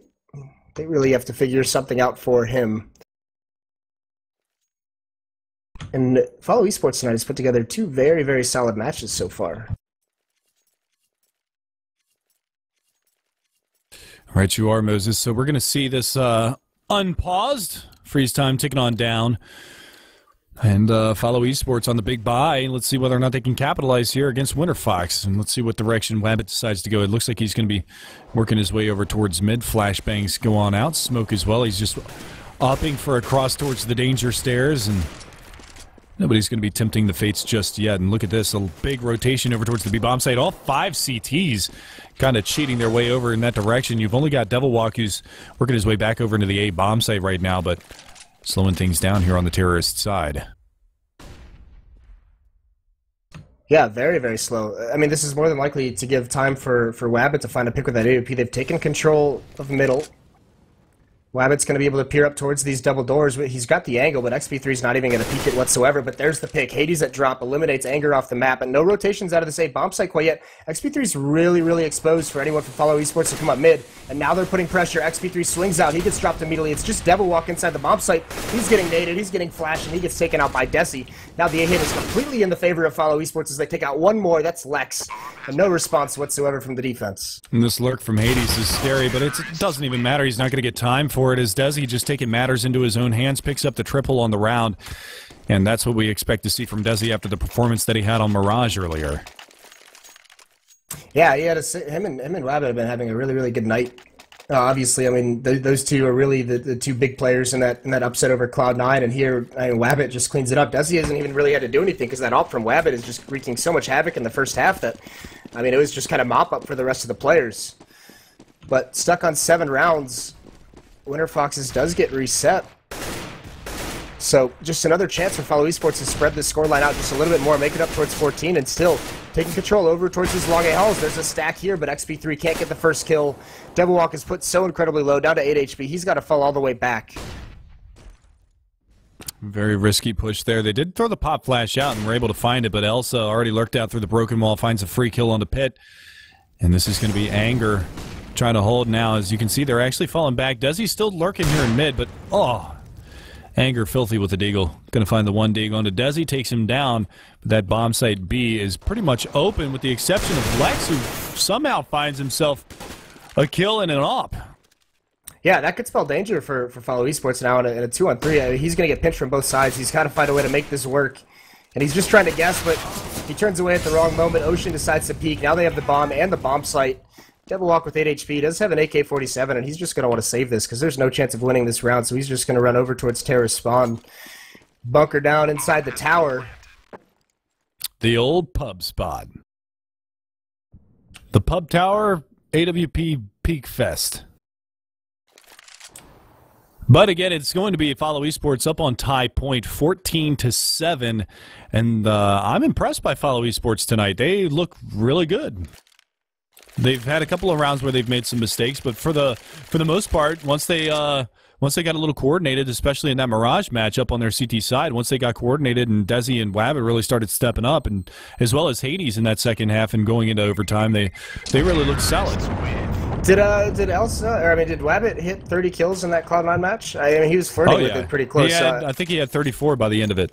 So, I mean, he's right there at 26 right now, so this might be back-to-back 30 kill matches for Wabbit, which is just huge. He's having himself a really, really good night. Yep. In that first matchup, Desi was 34 and 22, Wabbit was 33 and 22. Yeah, that's pretty sick stuff. And I mean, they're in complete control of this match in every way. They have map control. They're getting all the opening kills. They have, you know, the economic advantage as well. It's a pretty weak buy, or not weak buy. They have the weaponry, but they don't have a lot of the utility behind it. Only 2 kits on XP3 and Lex, and once again, pressure put towards these A-halls. XP3, yes, he takes him out. So there's another first kill going the way of Follow Esports, and Devilwalk can't trade it off. He swings to try and grab Desi, but the backup is there from Ocean. So one more time, 5-on-3 situation for Follow Esports. Yeah, the trade's just going in Follow Esports' way all evening tonight, and that's just beautiful, beautiful play there, the bait and switch. Desi turtling up in the corner, letting Ocean peek out onto Devilwalk, and they just double-team him as opposed. But Pitt, oh boy, Pitt. 1 and 2, looking for a third. He's going to be able to not get it. He does a lot of damage to Ocean, but what a smart play from Pitt. Let him all walk by there, but unfortunately it's too little too late, and now Wabbit already out, spots Lex over by the chicken coop, and Hades just going to go ahead and push through the smoke, and Lex is going to be able to capitalize on that, so we're down to a 2v2. Yeah, and the flank in from Anger grabs one as well. Now down to a 1-on-1 Ocean with red HP. Smart play from Lex. They spotted him go to chicken coop, and he uses his mobility. He jumps out very, very quickly while Wabbit was watching something else, and he gets great positioning to take out Hades. But now Ocean trying to swing a fake, trying to use this clock, trying to make Lex as uncertain as possible, but Lex hasn't moved from this B bomb site, so he's going to be able to hear this plant and hear the footsteps as well. And he's going to be able to pick off Ocean as he crosses. Red HP, all it took was 1 bullet. So Lex wins that 1-on-1, 8-14, buys a little bit more life for WinterFox. But now, here's the thing. This is going to be a very weak buy as it came down to just Lex. And they can't afford to get reset here. If they get reset here, they essentially lose the match. Exactly. So, really, I mean, Lex and Anger, it's like you said, they needed to step up in this matchup, and they've kind of done that. I mean, Devilwalk, he's only got 3 kills. Pitt's only got a handful himself at 7, and XP3 at 10. So, the 17 and 18 kills there for Lex and Anger, you know, respectively, has been doing a pretty good job there for them. As we see Hades trying to get aggressive, but Elsa's going to be able to draw first blood. Pitt down and out. Devilwalk and XP3 still trying to hold down this long hallway. Ocean around the corner, and Devilwalk's going to be able to find a nice deagle headshot, and XP3 is able to back his teammate up as well, and that's the bomb down at the long A hallway. So it's down to Wabbit and Elsa. Yeah, so this is the first time now that XP3 and Devilwalk stack over towards Halls pays out, but either way, Wabbit comes into play with that AWP, drops XP3, no opportunity for a trade. They know Devilwalk was with them.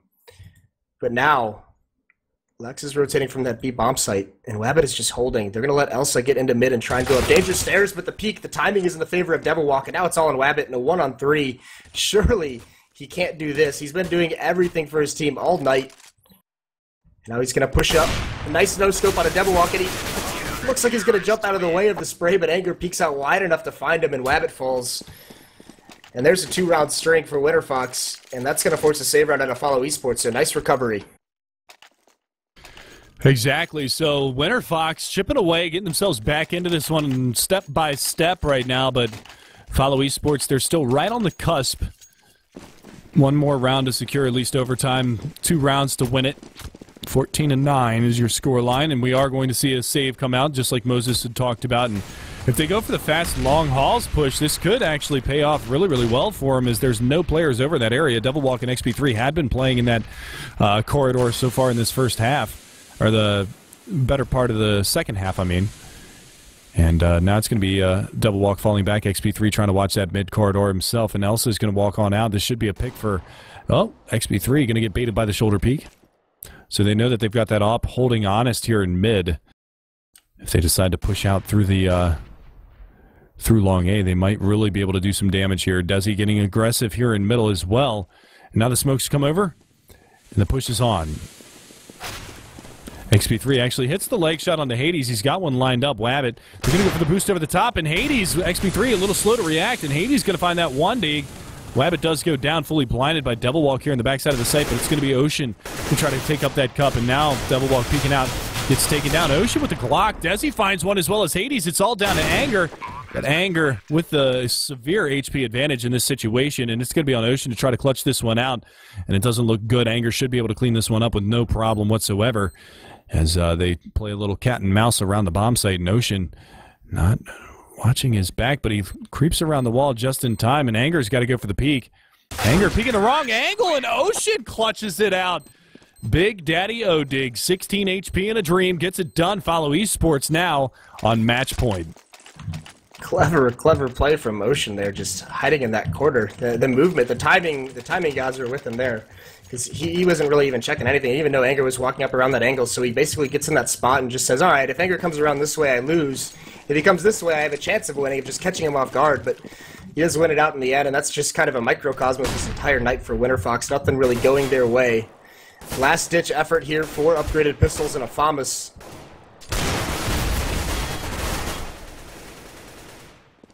There's Wabbit taking out Double Walk. He needs one more frag, I think. One more kill for Wabbit, and he's got that 30, back-to-back 30s in 2 matches. He has been a huge impact fragger for them. Elsa's going to be able to find XP3, so it's a 2-for-1 trade here favoring the Follow Esports squad. Going to try to make their way in towards this A-bomb site, and Wabbit going to be lurking up through mid. He does have the bomb on his back. It's kind of a dangerous spot as Lex is right around the corner. Lex going to go ahead and push through the smoke, and he's going to catch Wabbit. Wabbit's not going to get the 30 for this match. Lex does go down, as well as Ocean finding Pit. It's all on Anger once again. He's in the back of the site. They don't spot him. It's going to be Hades there underneath of Heaven, just waiting for a rotation from B. They don't realize that he's in the backside of this bomb site. So this is a really good position for Anger. He's not peeking, just biding his time. And now the plant comes in. Takes him down, looking for Hades. Not going to find it. 16-9 is going to be your final score as Follow Esports go 2-0 on the night, shocking Cloud9, taking them down, and then repeating against against WinterFox here on Cobblestone. Yeah, just all Wabbit tonight. Just MVP of the whole evening, obviously. Definitely, 100%. He was just an animal. So, yeah, nicely done from Follow Esports. Put together 2 good matches. Just in case you guys weren't tuned in on the other stream, 3sup did beat Enemy GG on Overpass, 16-7.